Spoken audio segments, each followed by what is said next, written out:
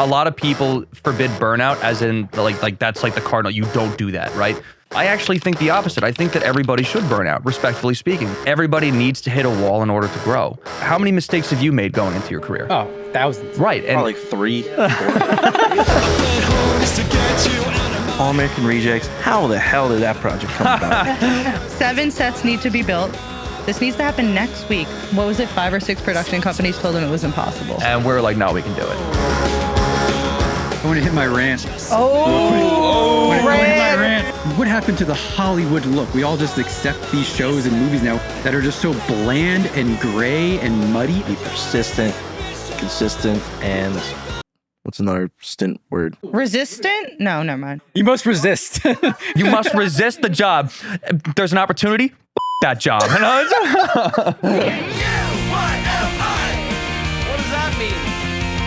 Until you make it! Oh, okay, that's cute. Where's that hat from anyway? I've seen you wear that hat like 18 times. Got it from Marshall's. It was a Marshall's find.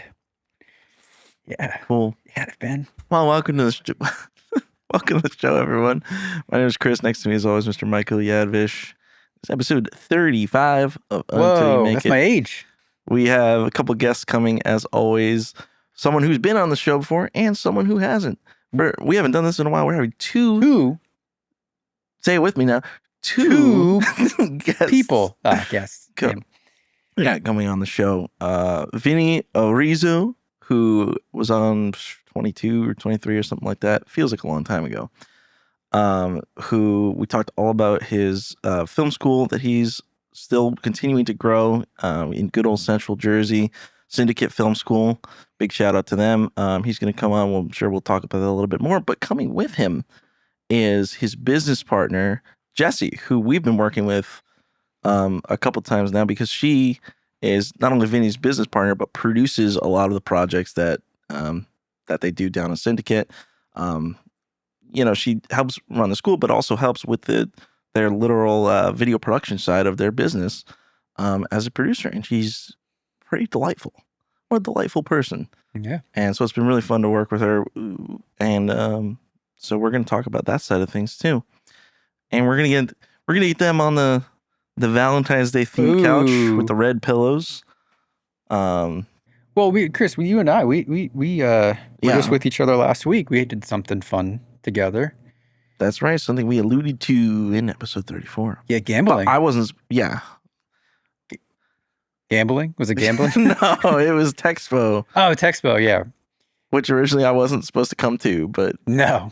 Something I was thinking about yesterday with relation to Techspo is like we kept talking about how like the salesman aspect of things and how we hate being salesmen. Telling John about this too. For a quick refresher for anybody of maybe you explain Techspo. You're better at it than me. Yeah, so we went to a convention called Techspo in Atlantic City, which is really just for schools, superintendents of school districts across New Jersey to come to this convention where there's a bunch of tech companies, a technical convention or technology convention that's all geared towards schools and education.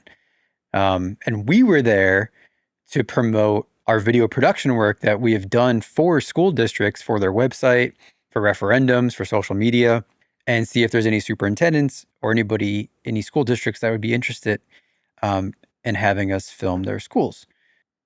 Yeah, it's a lot of networking stuff. And initially when we got there too, I felt kind of, don't get me wrong, we had a nice booth. Our booth was very clean. Very nice booth. But across from us were these people with like blinding LED lights, like flashing LED lights.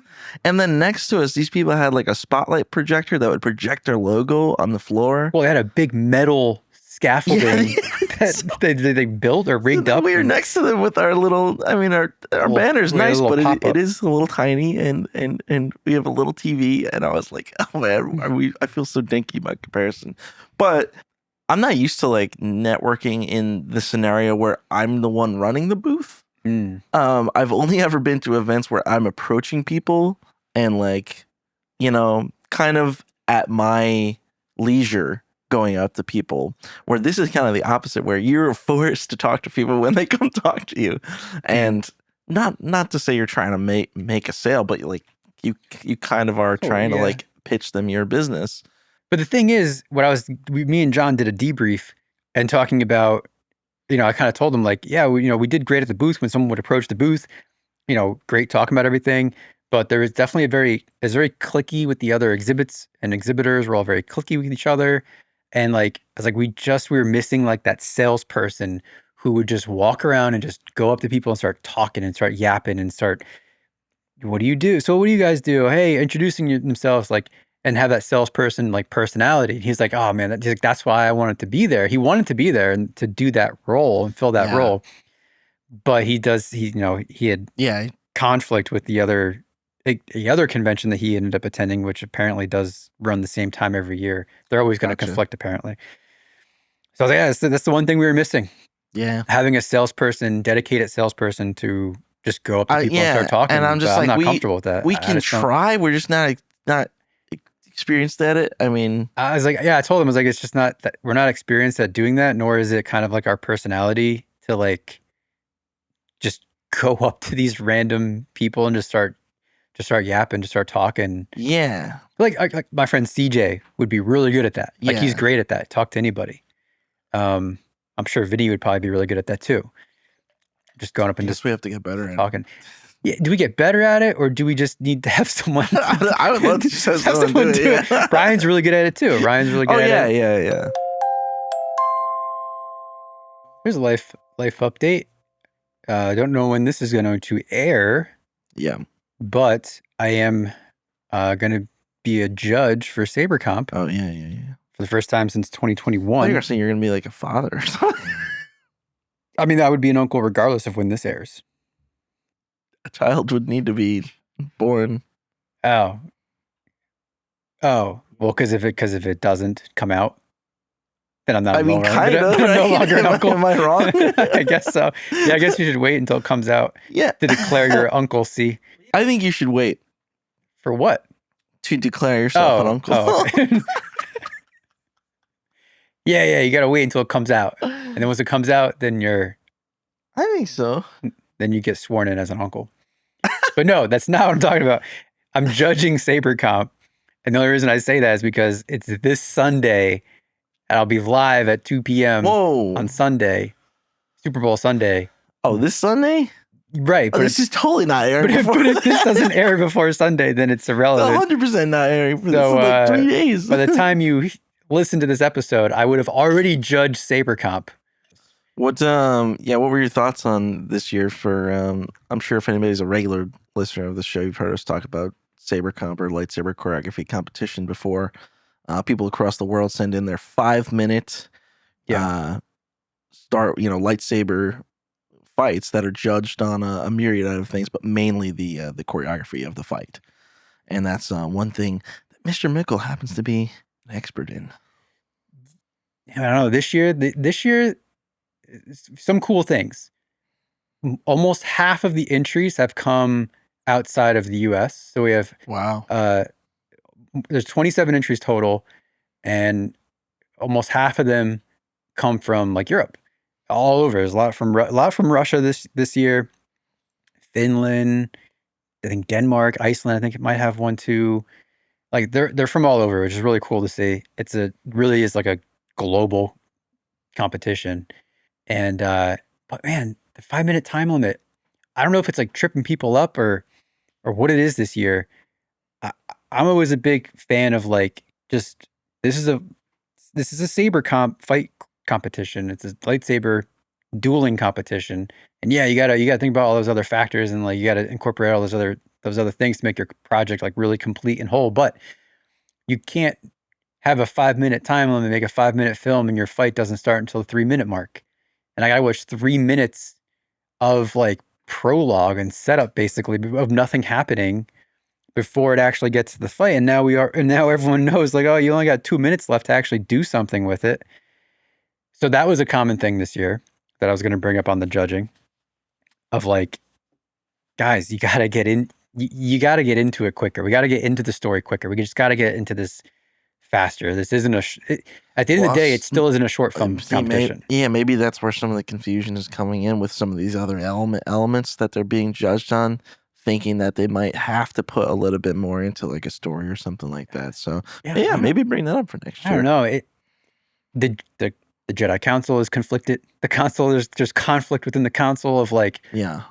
some guys agree that you're screaming at your screen going, fight already, come on, fight already.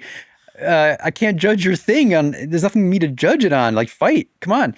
And then there's other guys who are like, they want to push more for it being a short film and telling a story. And it's like, so it's a little bit of an identity crisis, sort of.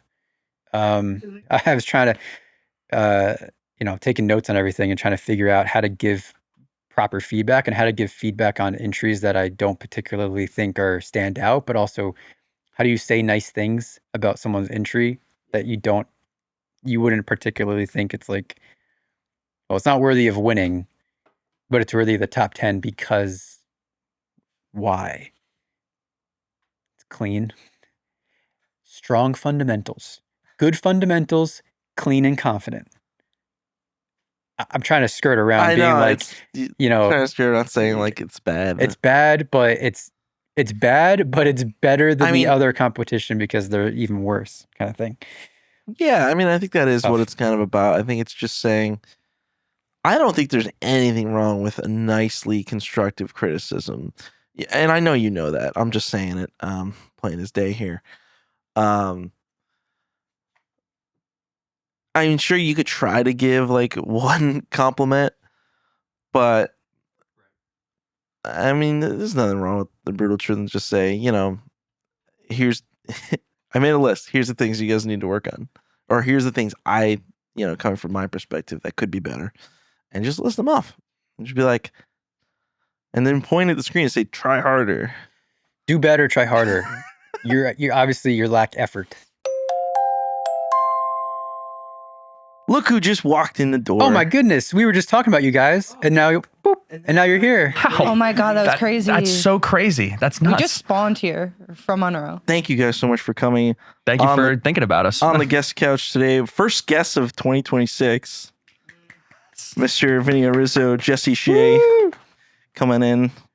And good to have you guys. Thank you so much again. Great to be here again. Thank we you set so you up a much. little bit in the intro. Vinny's been here before. Jesse has not been here before. Unfortunately not. Welcome. You just got Very Vinny excited. last time. Do me a favor, just raise that mic to your mouth just a little bit. This is how it's going to go. It's going to be Jesus, bad. hold up. Let me help her. What? I put it up. You watched me. Stop.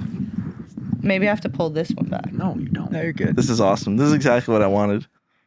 This is like, are you regretting asking me to be on No. this? That was what we okay. wanted. Well, our first question to kind of get into things here, just to set you guys up a little bit more, is how did you guys get to be friends? How did you guys get to be business partners? Weave us a tale of how this wonderful friendship began. You want to start with your joke? All right, go for it.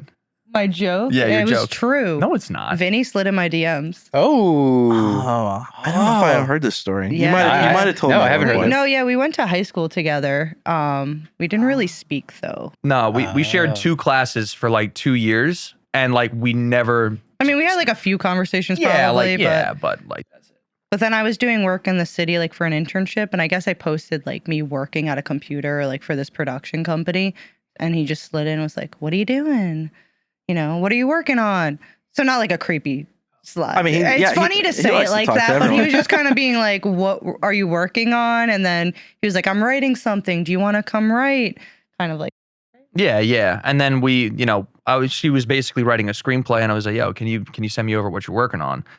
And I read it, and a lot of my friends within the film space, don't get me wrong, everybody, like I have a lot of great writing friends, but this was more of my vibe. This was more of my speed. And then I was like, we gotta talk about this. We gotta work, and that's exactly what we did. So we ended up just spending time. I had a different business partner at the time with a completely different company. Jessie had her own company.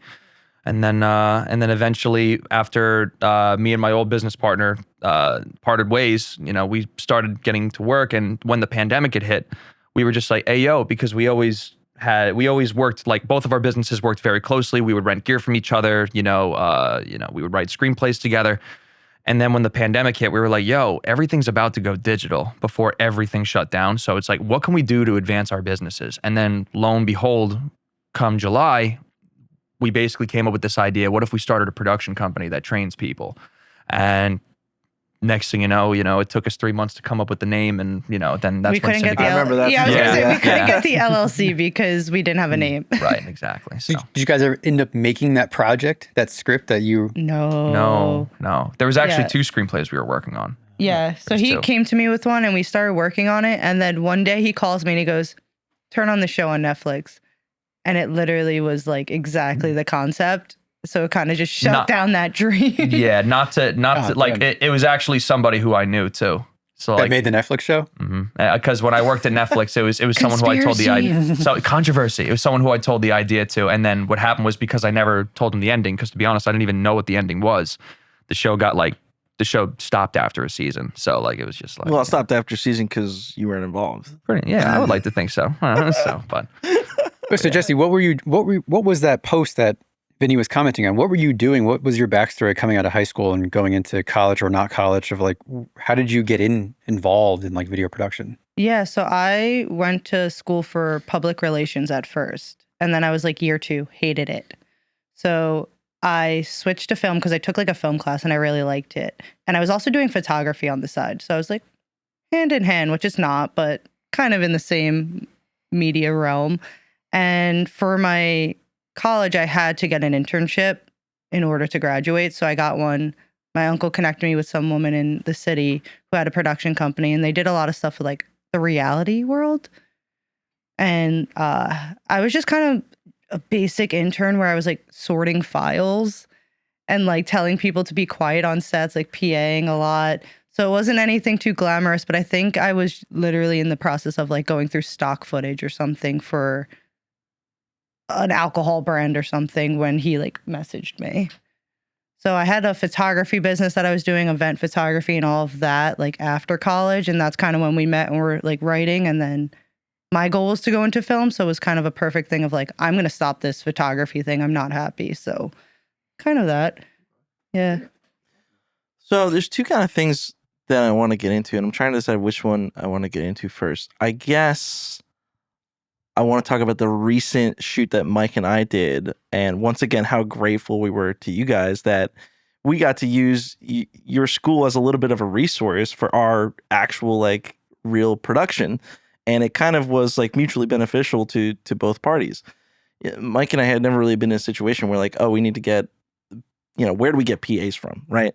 It's like, I don't really have a lot of, like, we have friends and we have people that can do stuff, but you guys have always graciously said anytime you need something, feel free to reach out and we'll see if we can make something work. And so I think Mike reached out and got like 50 replies from students, something like It's that. crazy. Just Hell yeah. constant for like a few days. From just kept Syndicate emailing Film me, School. kept texting me. That were willing to come for this job. And then Mike had to go pick out some people. Yeah. Yeah, I was gonna say he sent like a message or an email being like, "We need PAs," and I said, "Say less." I posted it in our Discord, and he goes, "What did you do?" Because It's like, just the floodgates just opened. It was amazing. we It was so have a cool. lot of hungry people, Yeah. and they're dedicated. They're Yeah. dedicated. Like they eat, sleep, and breathe this craft. And I know a lot of people going like trying to be like directors or whatever. Like a lot of these guys want to be just crew members. So being a PA is obviously that first step. So we train them how to do that first, and then once we see that they can meet that criteria and they have the tools that they personally own, then we can get them on set. So but then as soon as I hear stuff like what you're doing, they're like, oh yeah, I got to get on that and just take it from there. Yeah, I mean, can you guys tell me a little bit about that process of like who gets to do that from a student, like somebody coming into your school? When do they get to the level where they're like, okay, we're going to send you to somebody else's You want me to production? explain that, or okay, cool. So I'm kind of more on the forefront when it comes to the education side. So basically what we've done is we take a practical approach to teaching film instead of it just being taught in a classroom. So it's all real world, it's industry standard. So the way that it works is as soon as you come in, as soon as you get a membership at Syndicate Film School, you come in, you can learn whatever you paid to learn, right? However, though, if you want to actually get on set with Syndicate or get on set and work for somebody else, we actually have different exams that you have to take, practical exams. And what happens is they have to study that. They can only take it once a month. If they fail that, then they have to take it again the month after. And if we see that they do end up passing by either doing the passing the appropriate exam or the respected exam, and they have all their tools, and there's obviously different exams, so there's different criteria that needs to be met. If let's just say they do pass, and let's just say that there is let's just say we get a report back from you guys or somebody else where someone doesn't do so well, we're like, hey, we need you to retake this exam because we can actually craft them to what they need to be to act appropriately and to do the job properly for the industry. So this is as real as it gets. So when you're being trained by an actual production company, we put you in real life scenarios, and basically you get to meet people. You're thrown into the trade quicker. And I think that this is the best way of going about it. Instead of just learning it in a classroom and you're just reading off of a slideshow, you need to actually do this in order to build muscle memory. So that's basically how that goes. It's just all practical. It's all practical, and they have to make sure that they have all the proper tools in order to make it on set. It's basically. We said it from the start, but we always say, do it like a dojo. Oh, yeah. Yeah. So look at it like the belt system in karate, where, you have to take these tests and achieve certain things to level up. And that unlocks new things, unlocks new classes, unlocks new equipment, rentals, unlocks new opportunities. So that's kind of the way we kind of set it up. Right. It's set as a ranking system. And when we were first building the business, Jessie actually had said it best because she grew up doing karate and stuff like that, and how there's different Black belts. belt, what you gonna do about it? Yeah. So You're a black belt? When I was like 11. Does that even count? Does it translate? I don't know. Do you keep that? I literally have the black belt with my name on it. Are 11-year-old black belts different than Comment 30-year-old black belts? Well, I mean, it depends if you win. They fight each other. That's what they do. They fight. I honestly was fighting like grown men at They do. You do. Yeah. They were throwing me in with not grown men, but throwing you in. Being like, go spar, and it was like a 7-foot guy, and I'm like, I am 11-year-old, so wow, I'm still a little scared, but it was fine. Built character, I guess. Wow, you obviously remembered it, so you applied it to real life. Is that trauma? Yeah, sounds like more like trauma. Well, no, I'm like, I think I was traumatized. Use your trauma, yeah. Anyway, sorry to derail. No, I really want to know if a 11-year-old black belt is the same. Please comment below. So. But yeah, it's as Jessie said. It's not Syndicate Film School is not a school membership. It's a gym membership, but for filmmakers.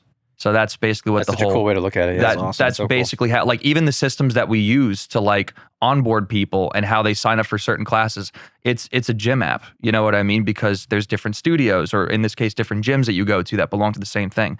Like when we were creating this whole thing, Jessie was like, yeah, this has to be closer to a gym than it has to be a school based on the ideas that we have. And that's exactly what we did. So, so there's cool.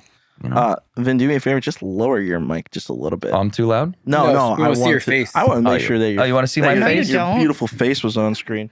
Pull it up. Yo, am I live? I know sometimes. Oh, Ryan. What's up? Oh my God. God's here. It's AI Ryan. Am I too loud? Am I too loud? No, you're great. You're good. You're great. I can control you. And you can control us. Okay. How you doing, Ryan? What do we always say is one of the most important aspects of this kind of industry, this kind of trade, is just meeting people, dude. Just meeting people. You giving those kind of opportunities to those students. We got the context of a couple of those PAs because they were like, I want to get involved in whatever you guys are doing. Which one? So now we're another contact. Which ones? We're getting dinner on Monday with one of them. Which one? Take a guess. Damien? Yeah. Yeah. I love Damien. Oh, that is Such a nice guy. Love him. Such a nice guy. That just Love warmed him. my heart. Yeah. Stop. Yeah, and like you said, some of these people are just, we're all very like-minded. We're all very motivated to get to work on these things. So he's a very like-minded individual and is looking to make more shit. So we're like, so we'll make stuff with you. Yeah, for sure. And one of the cool things that I think that we love to do. So literally this week, I kind of made it a mission to where I called up a lot of local production houses, or I called up friends that are like, hey, listen, do you know any studios or any production companies that, need interns or need PAs or anything like that? Because, let's be real, every production needs PAs, right? And that's their foot in the door. And 9 times out of the 10, they say yes because they need the help. So, and the fact it's they also look at us. So it's okay, so if their PA is like how are they trained or whatever. And then they take a look at who we are as Syndicate, as a production company, and they see the work that we do. And they're like, okay, that we see these people are legit. So let's look into their film school now. And now we create a pipeline. So like even Damien actually, since we're gonna, if we want to keep on subject with him, we got him hooked up with a rental house. So he's doing some freelance work at a rental house where he's Is this a dual? So we got him set up at Dual. I talked to them about them because one of the biggest things too that we also do with the students is we don't actually explain to the fullest degree what the opportunity is. We tell them what the job is, we tell them where it's going to be, and we tell them the rate, if any, but we don't actually tell them what it's going to be for. And the reason why is if everyone's going to jump on a big job. You know what I mean? Everybody's going to jump on a big job. And so, yeah. So like when we first started Syndicate and we only had 5 students, one of my friends hit me up and was saying like, hey, listen, I need PAs for Fallout, right, in Brooklyn. So I was like, dude, everyone's going to jump on this. So I literally just told everybody, I was like, hey, listen, does anyone want to go for a shoot in Brooklyn? It's going to be a few days. Obviously, the travel is going to be insane, but it's paying and whatever. And all of them said no. All of them said no. So if I didn't say, if I said it was Fallout, they would have jumped on the opportunity. But then afterwards, my friend sent me photos and I sent them out to them. I was like, listen, every time I give you an opportunity, take it, because you never know who you're going to meet. And then unfortunately, the week after, they took the first job I put out, and it was actually an awful job. All right, Ben, we're going to trust you. We're going to say yes to everything. There was bears, I was going to say they were in the middle of the woods. They were in the middle of the woods. There was bears, mosquitoes. Yeah. It's part of the system. It's part of the dojo training. It's part of the training. It's part of the Builds training. character. Builds character. It's what Mr. Miyagi would do. It's what Miyagi would do. It's mentally strong is what we're trying to convey here. I mean, hey, not all, yeah. So, but yeah, there is kind of a method to our madness, but it works. It works heavily. And a lot of our students find consistent work afterwards, as long as they're putting the opportunity, or as long as they're making their own opportunities and they're taking every opportunity that we give them. It's very entrepreneurial, this business. This isn't a program where you get hired. And I just don't like the false advertising of colleges saying it, because there's even some programs that we know of that are marketing the fact that, hey, listen, by going to our school, you're going to get into XYZ big name production company. And they're only going to hire those people by having our school's name on that. And we all know that's not true. But what we're doing instead is we're making sure that they get the real life experience. We give them the opportunities, we give them the pipeline, and they have to talk and connect with people. And again, it's an entrepreneurial business, so they need to do their own work outside of this, because getting hired is less than likely if you don't put the legwork in, so. Yeah, most of the burden is on you to do your work and do your due diligence and reach out and be persistent, consistent, and what's another stint word? I don't know. I almost got a cool phrase going on there. You almost had it right there. I almost had something really cool going on. Oh, yeah. But so cool. Resistant? No, never mind. Resilient. You must resist. You must resist. You must resist the job. There's an opportunity. Fuck that job. And you're never going to get out of your house. Syndicate Film School. I see LA shaking his head over here. Like, what's going on? Fight the man. And this is why I'm quiet. I say, what a cool thing for someone for a novice or somebody who's beginning to get into PA work and get on set. But what a cool backing they would have with Syndicate Film School, saying that they came from Syndicate, having that as their reference, basically, of proof of that they can do the work and they have a whole school behind them.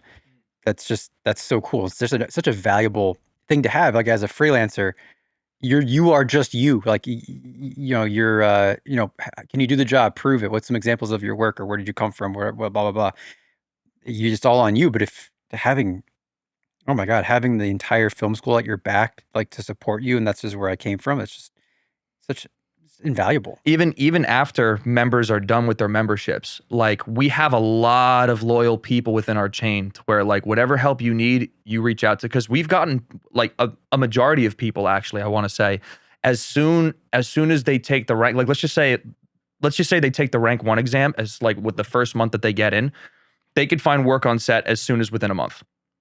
That's how fast they could see it. So it's so basically that's how quick things can pick up. So as soon as they get that taste, they're like, oh, I really need to be here. And I really need to basically keep on with this whole thing. So And now, but for those actually getting on set, you're using kind of your own video production stuff that's going on your Not guys' always, end, no. or you're. Well, I'm assuming Yeah. it's kind of a combination of your contacts. Yeah, and yeah, just for studios sure. that you guys are For sure, affiliated with. for sure. Like, we've gotten our students on set with, All American Rejects. We've done some stuff with Meta. We've done some stuff with Make-A-Wish. In our earliest days when we did some stuff with like the Stranger Things ad, we got our students on that and they've gotten some pretty prestigious roles and whatever. So, but case in point though, they've literally, they literally now can use those credits as reference that they can do the job. Right. So it's not just the experience, but they actually get real world credits and proof that they can do the job. Obviously we're not going to have a student like the first month that they come in have like a prestigious like role, like being a key gripper or a key gaffer or whatever, but what it comes down to is as long as they can do something like being a PA and just getting their feet wet with that, they realize that, wow, just this first thing that they can leverage, they can now use to get other jobs. I just had a student text me before because we have some more work coming up, which I haven't announced to the students yet, but basically he wants to get like his resume piece together. And so far this kid's been with us for I think like 3-4 months. And he's been on like, I want to say maybe one job a month with us, like on a PA scale.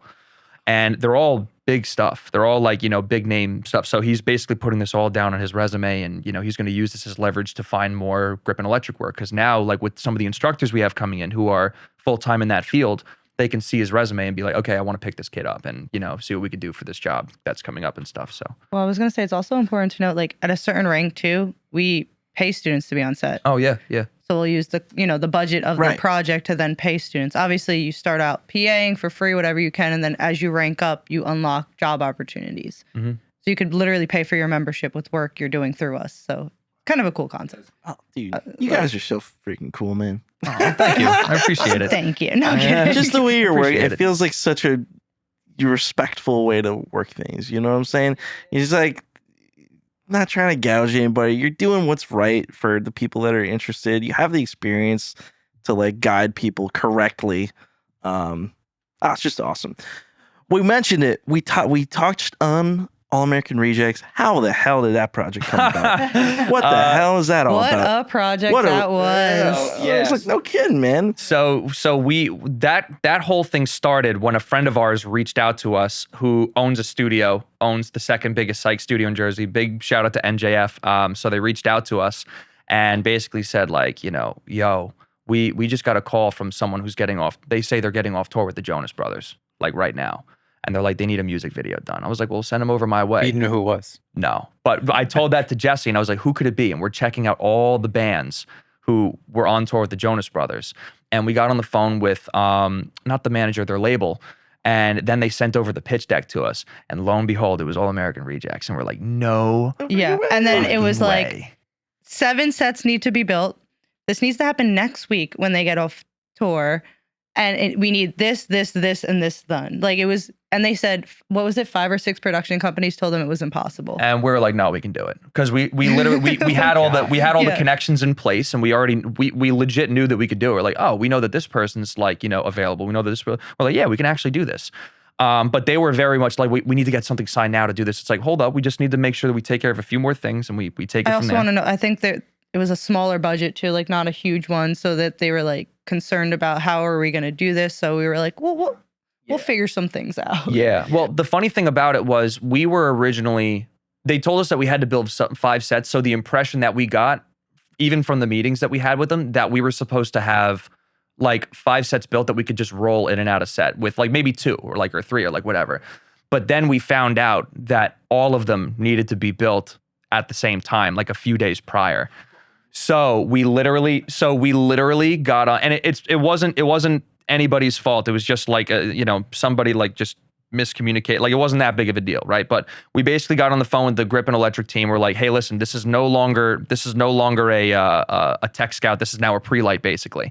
And they're like, well, we're going to need more people then if that's the case. So we ended up having to double the amount of crew because we had to get this all done, significantly prior. So But the rejects were awesome. Like they were so cool. nice. They were so nice. They were really cool people, but it was a fun job. And like actual creatives, like they Yeah. wanted to add their input and their like visions too, which was really cool. Very hands-on. Yeah. That was a question we were wondering of. 'Cause you said they sent over a pitch deck. We were wondering like, how much of a collaborative process was it in pre-production? Did they just come to you with this like pre-idea? Because we watched it again the other day just as a refresher, and it was like all these famous Christmas movie references. And it's like, oh, is that something that you guys came up with? Was that part of the pitch deck? Was this like, how much of it was collaborative between you guys? Everything was them, but there are certain things that we had to say, like there were certain things that we had to say no to, like depending on like the constraints, regardless of whether that was time or budget.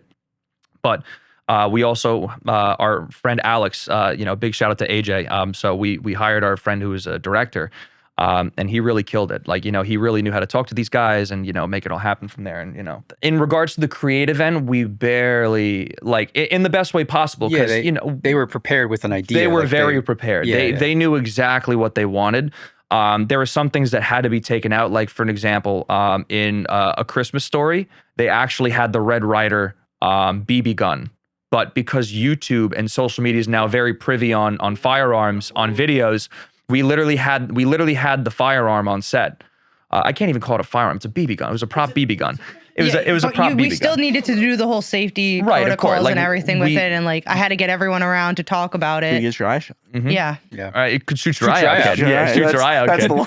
Well, do you know what's actually crazy? That lamp, the leg lamp that was in there, Yes. that was my personal leg lamp that I got as a gift from my mom as a kid. So to actually see that in the video That's now funny. is insane. So that's a Syndicate Oh, staple. man. But yeah, it was an awesome job. All American Rejects, they were great to work with. The team was awesome. And how many people do we have on that crew? Like 40 people? No, 40 people? 30, 40 people. Yeah. That Holy definitely crap. like in the 20s. Vinny in numbers is not right. I mean, 20 is still a lot. How many days was the shoot? It was 2 days. So for production design, that was like a 4-day prep. That was a 4 or 5 day prep. And then when we were actually building everything and doing all the pre-lighting and stuff, that was 2 days, or like a day prior, excuse me, until we actually had to shoot. But it like for production design, which I mean, you could already see the sets they built, like, on a budget. They had the day before and then the day of to build the set. Yeah, to gather up everything, it was like 4 or 5 days. And then when they actually started building everything on set, which actually, funny enough, one of our students, we didn't know, actually got hired for the film. So we actually had one of our friends who was a production designer. She hired out crew, and one of them happened to be one of our old students, and then came up on set with us. We're like, Dude, no that's way. cool. Yeah, so it was From like, the job. Yeah, 'Cause, from the like, job. We were like, he could PA. He wants to be a production designer. He did it on like All American Rejects. He PA'd for. He did such a great job that she like found him a paid gig. Like, what, 2 weeks later? Like, Yeah, So that's kind of like the beauty of Cool. meeting people on set. it's cool. But yeah, yeah. What do you? Yeah, go ahead, Mike. That's it. So this was, because I was looking at the car stuff was really cool too, and that looked really fun. Like, was this all one studio location that let you build stuff inside that studio? Yeah, right. You can actually. Can we pull up the video real quick? What was the name of the track? I forget. Get This. Oh, Get This by All American Rejects. I want to see it again. All American Rejects. Get this. When you have a second. We also had to do what was funny about it is it was not just a music video. They also had their social media person in. So like the day had to also be scheduled for social media content. So on top of trying to get 7 different sets shot, we had to make sure all the social media content on each set was shot too. So Oh, wow. timing was like a really big thing that day. And as an AD, you could imagine I was stressed out. I didn't mean to take away from your That's insane. question, Mike, about the car. Oh no, What was the logistics with the car? yeah, Is that what your yeah. question The was? logistics of the car. How'd you get that? Was that car in the studio? No. Whose car Well, was yeah, that? the car was in the studio, so funny enough, my mom actually had that same exact car for like years on my mom and dad's property, and then was sold 2 days prior to us getting the job. So we were What? So we literally, like, I had made a promise to them saying like, yeah, we already have the car, and they're like, oh, that's awesome. And so then I called my mom. I was like, hey, Ma, can we borrow this car? And she's like, I don't got it anymore. I sold it 2 days ago. And I was like, no way. What? But our director, who this guy, that I mean, is- Alex, you got to take a look at Alex's work when you get the chance. But the dude's a very established director. He knows everybody. Yeah. So that. Voila. So Alex ended up calling a car company, picture car guy, and we took care of business. But yeah, Wow, you got it done. yeah, it was Oh, nuts. Yeah. So they just kind of Jesus, put it on those that's a lot of rollers scrambling. and it rolled into the studio. Yeah. But so my question was going to be is like prior to this, I have no idea how the logistics of like putting together a set works. Can you guys walk me through like who's in charge of are you guys hiring the people or do they have people that are hiring the people to build these sets? What does that look You mainly like? hire your key figures first. So like Okay. whenever you hire your key figures, you're hiring those people to be solely responsible for that department. And then like, so for an example, like when, you're hiring a DP, your DP is only going to hire like 3 people. Yeah, they get their crew. Right, Yeah, exactly. And I then they understand hire that. their crew and everything. Yeah. So when these So sets, same kind of thing. Okay. right. So we had a meeting with the Rejects team and we basically went over like how we want everything. So like on their pitch deck, it was like a lot of like AI essentially. Like, so they were like showing us like, different ideas that they had to make this all like happen, like what their vision was. And then basically they mapped everything out. And, so then, production design was in close communication with the record label to make sure that everything was okay. And then the director's in that same chain. So just to make sure that everybody's happy. So Oh yeah, I want to clarify. Yeah, so they didn't want AI. It was just using the images to generate. I was assuming it was some kind of reference. Yeah, just storyboard to show it. Yeah, no, we weren't using AI for this. So we already said, You- AI bad. You bad. Yeah, bad. We, But we hired. That's my lamp. I think. Oh, there's the lamp. That's my lamp right yeah, there. that is it. That's my lamp. Oh my God, he touched Yeah. your lamp. I was like, he touched my lamp. I'm never going to wash But it they again. asked us to hire everyone, so Even though I don't know why you would. Maybe dust it, maybe. Maybe when it's plugged in, who knows? I didn't even hear what you guys are talking. He was like, I'm never going to wash that lamp again. Oh, 'Cause he touched because he it. touched it. Yeah, we actually haven't.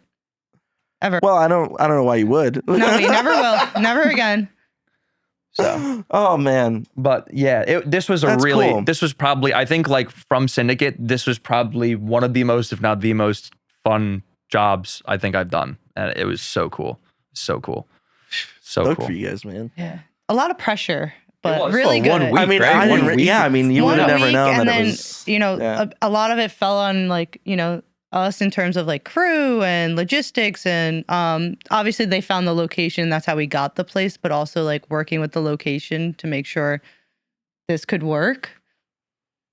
Sourcing all the props, getting Oh, the, yeah, the elf props. costume and all that stuff is like Because us producing it is we're talking to every department, trying to make sure they get the right equipment, they get the right props, like you were saying, the right materials for building these sets. So it was a lot. Things I didn't even know I had to like think of came up. So it was kind of funny. Like, oh, we need a U-Haul to get all this stuff. Obviously, me not processing. I'm like, yeah, getting us a U-Haul by the next day. Like trying all those last minute things. We touched on AI briefly there, and it's funny because Mike and I were just having a discussion on the film that we're currently doing all of our post-production stuff on our Star Wars thing. Is like when this comes out, we're contemplating is like we need to do something that says no AI we're was gonna put a used stamp on the thumbnail. because there's no an AI influx of. Well, Mike, you were telling me about this. There's an influx of like YouTube Star Wars Oh, content freaking very that's very popular, and it's all So AI. very based, specifically on the Star Wars lightsaber duel or Star Wars fan film, which is like on the YouTube rankings, the first like 10 results are all completely AI generated, like Luke Skywalker fan films, and it's just flooded with AI. And that ranking, we used to rank in that. If you type in lightsaber duel, we used to rank in that top 10 result. Not anymore. Not for fan film and stuff. Not anymore. It's all this AI stuff. So like we're literally competing, and you can't even see like, are people still making Star Wars fan films? I don't know. Live action? I don't know. It's hard to find because it's just flooded with AI, which just kind of sucks. That's my rant. Remember how before you asked what's going to be your Rants rant and rave? raves. That's my rant is going to be AI. well. I'll do it now. Now's the time. I mean, All right. It's Rant or Rave. Rant or Rave. Hooray. Put on the. I don't know. It's going to be music. No. Dun, dun. Oh. Rant or rave. Rant or rave. All right, Jesse, kick it off.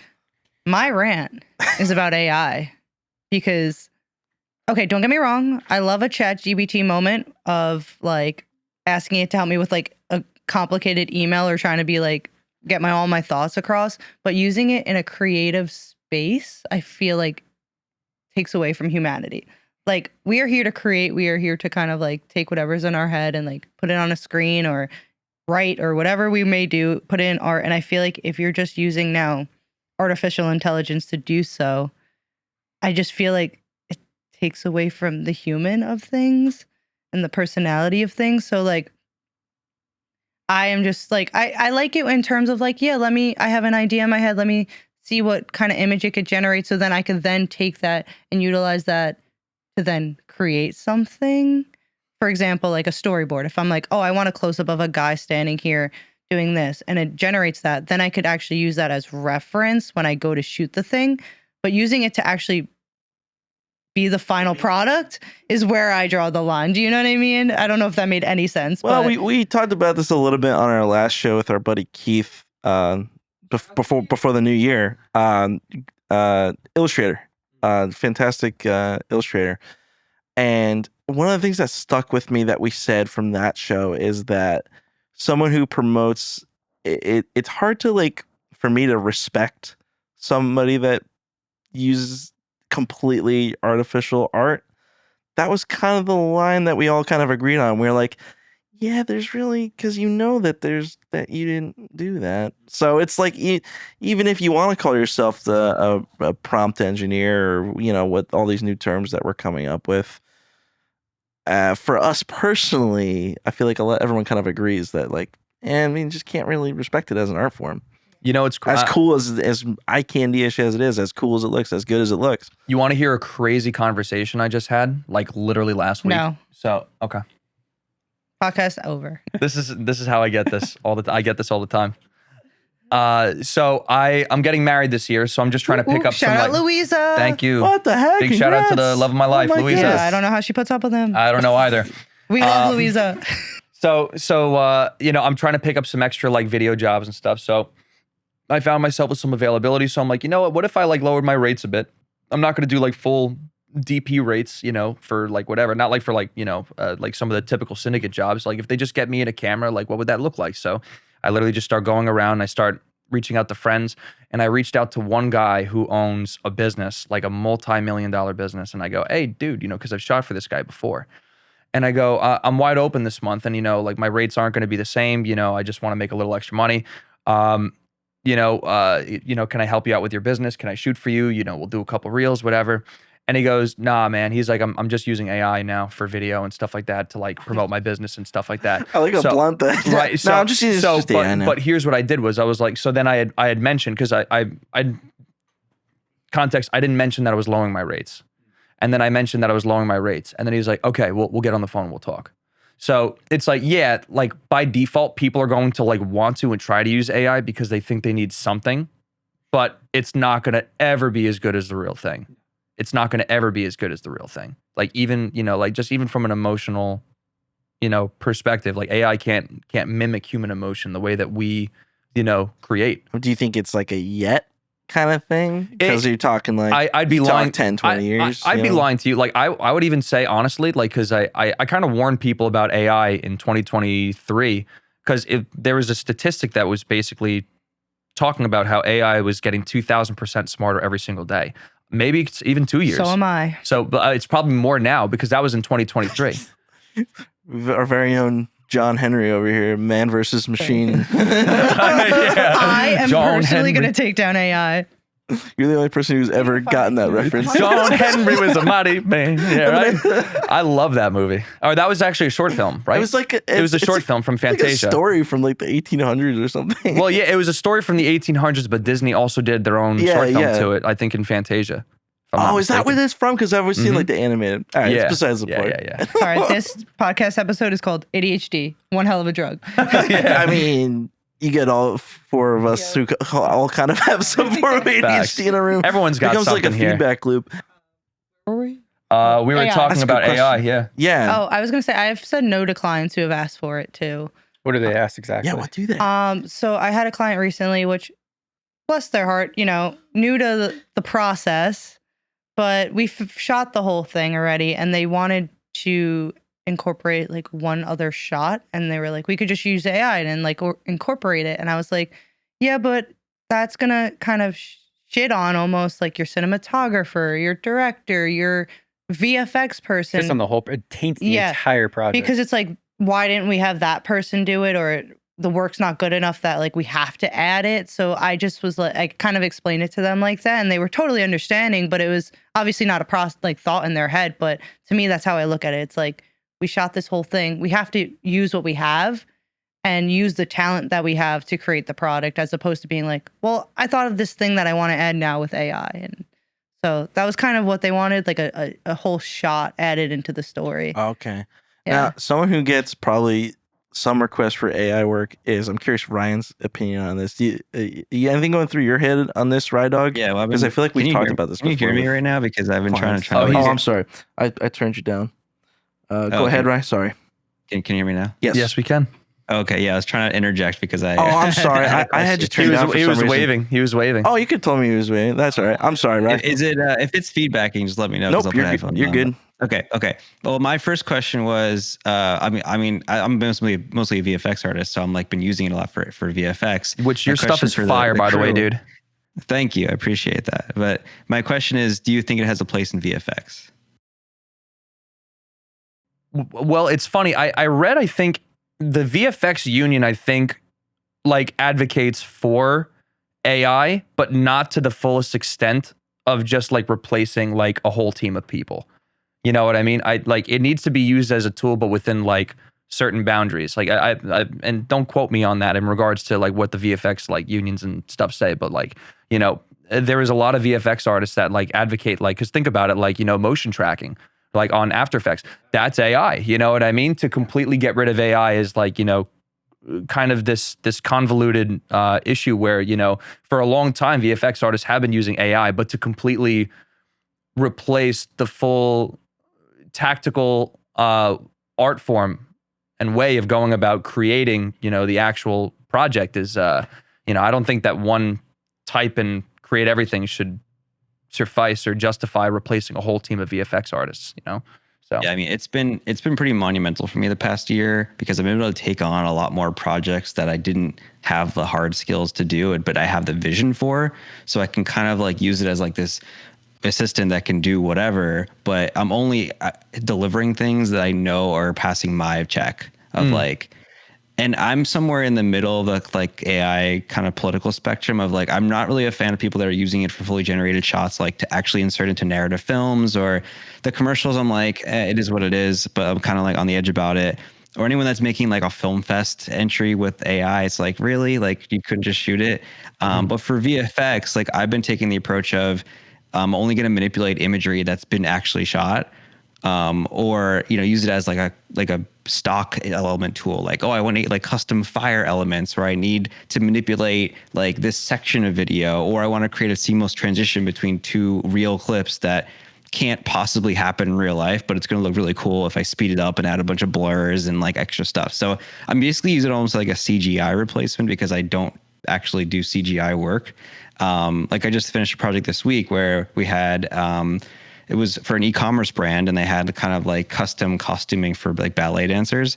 And they wanted to basically create a porcelain doll version of their models. So I was able to kind of filter it with AI, create full 360 rotations and then match it up 1-to-1 with the original models, then create a transition from the live action to the fake. It basically looks like a CGI model. It could have been done in CG, but for me as a freelancer, I didn't have those skills. And it was a small budget, so I was able to just kind of do it in-house as opposed to trying to find like a CGI modeler and a lighting person and fully render it and then have all the edits to like tweaking this and that.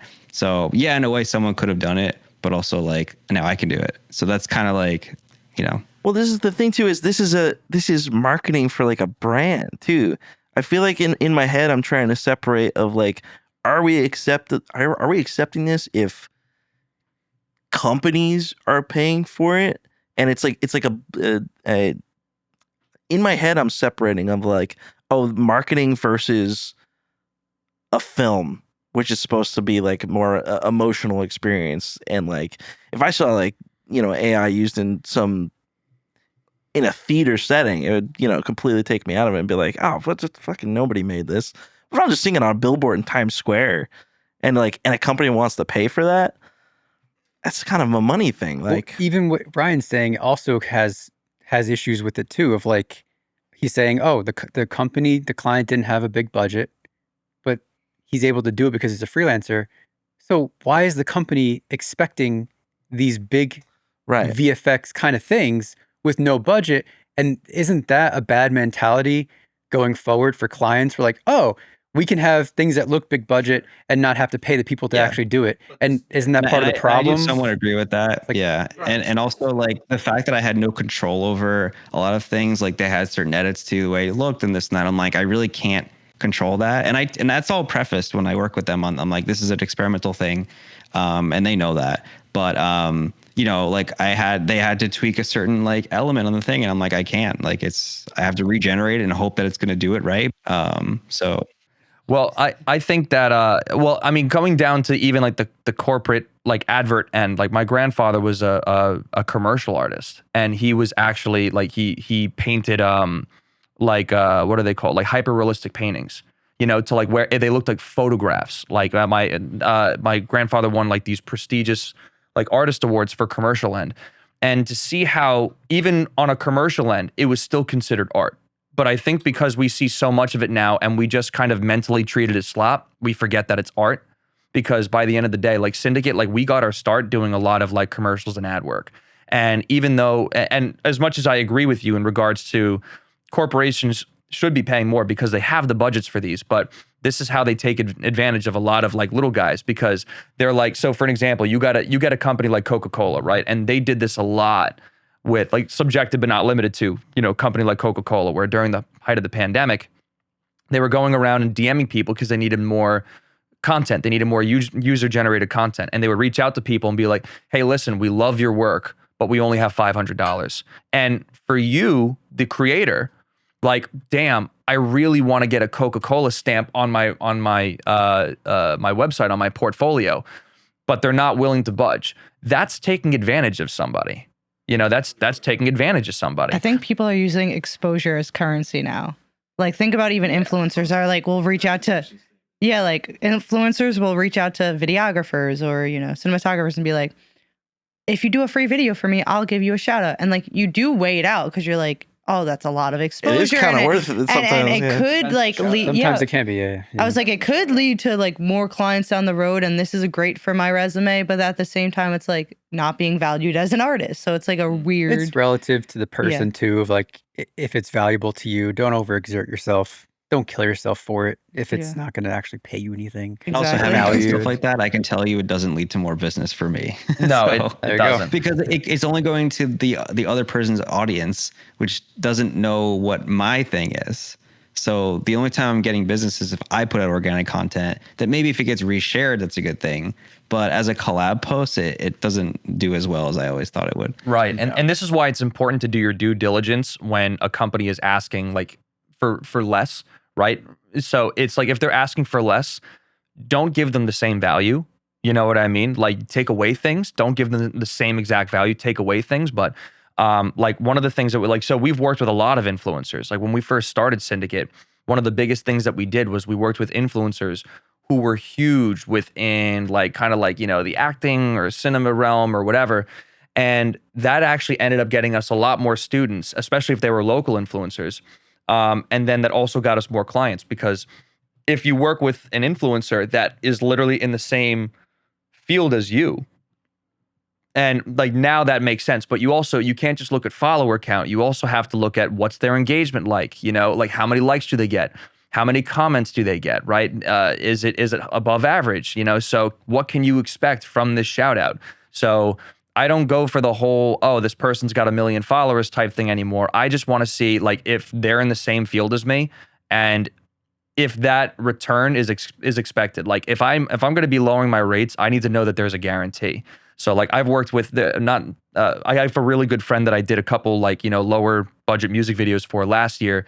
And the guarantee was it's a smaller shoot, but he's basically doing visualizers with huge people. So I have a guarantee of meeting these celebrities and getting their contacts and stuff, which every single time that I did makes sense. So that's now valuable, right? So you kind of have to pick and choose. Like if someone's asking you to do something for less, is it going to be worth it for you to do so? And if not, what value are you going to take away from them, so that way it makes sense for you to do the job if you are still going to, want to do it for a day that you're not doing anything, So that's just kind of how I see it personally.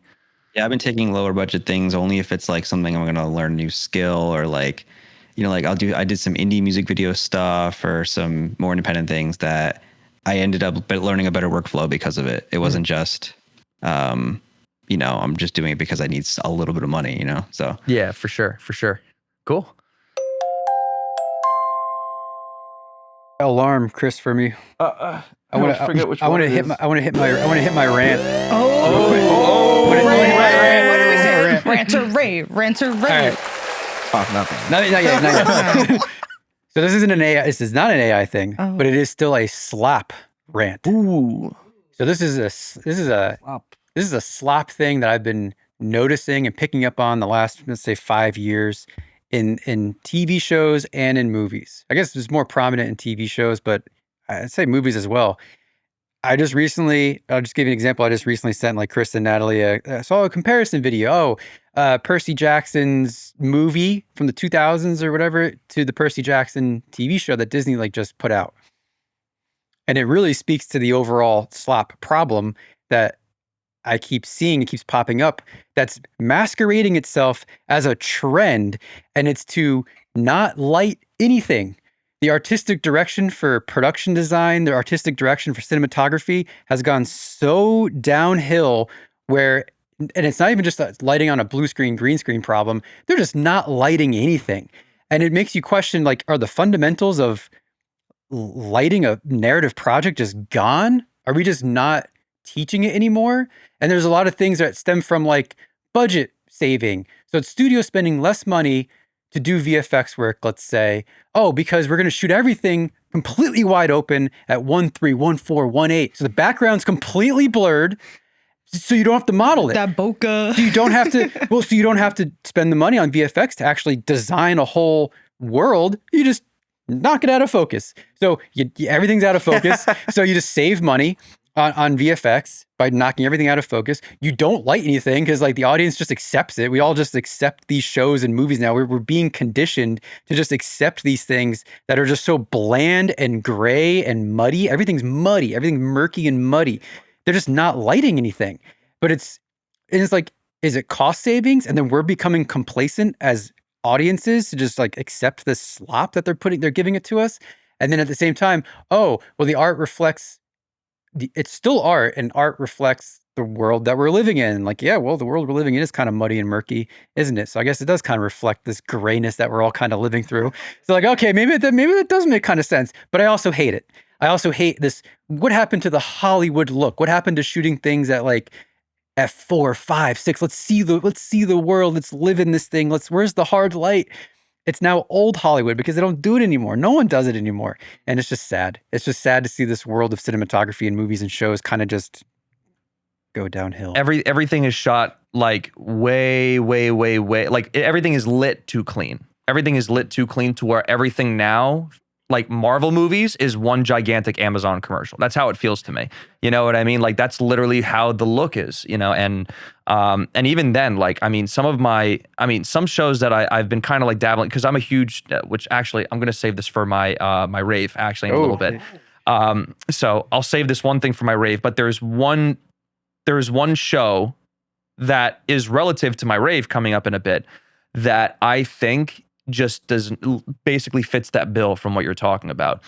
And it's just unfortunate that Hollywood is moving towards this cheaper direction, because getting LEDs and like front lighting and just like overcasting everything is just a way for them to save cash. And because everything is now softly lit and everything is now like exposed, and you keep everything out of focus, so it's just simpler for us to focus on the character in the foreground. It just doesn't feel like, it just doesn't have a style. There's nothing, there's no essence to the film now. There's no essence. There's no loses texture. Yeah. It loses, I was gonna say, you could say the same about story too. Stories have been just going so downhill because they're just trying to pump out content, because there's so many different streaming platforms. So they don't really care. They're like, let's get this done fast, cost effective, so we can put it on streaming platforms as soon as possible. Bring back tungsten. Bring back straight up tungsten.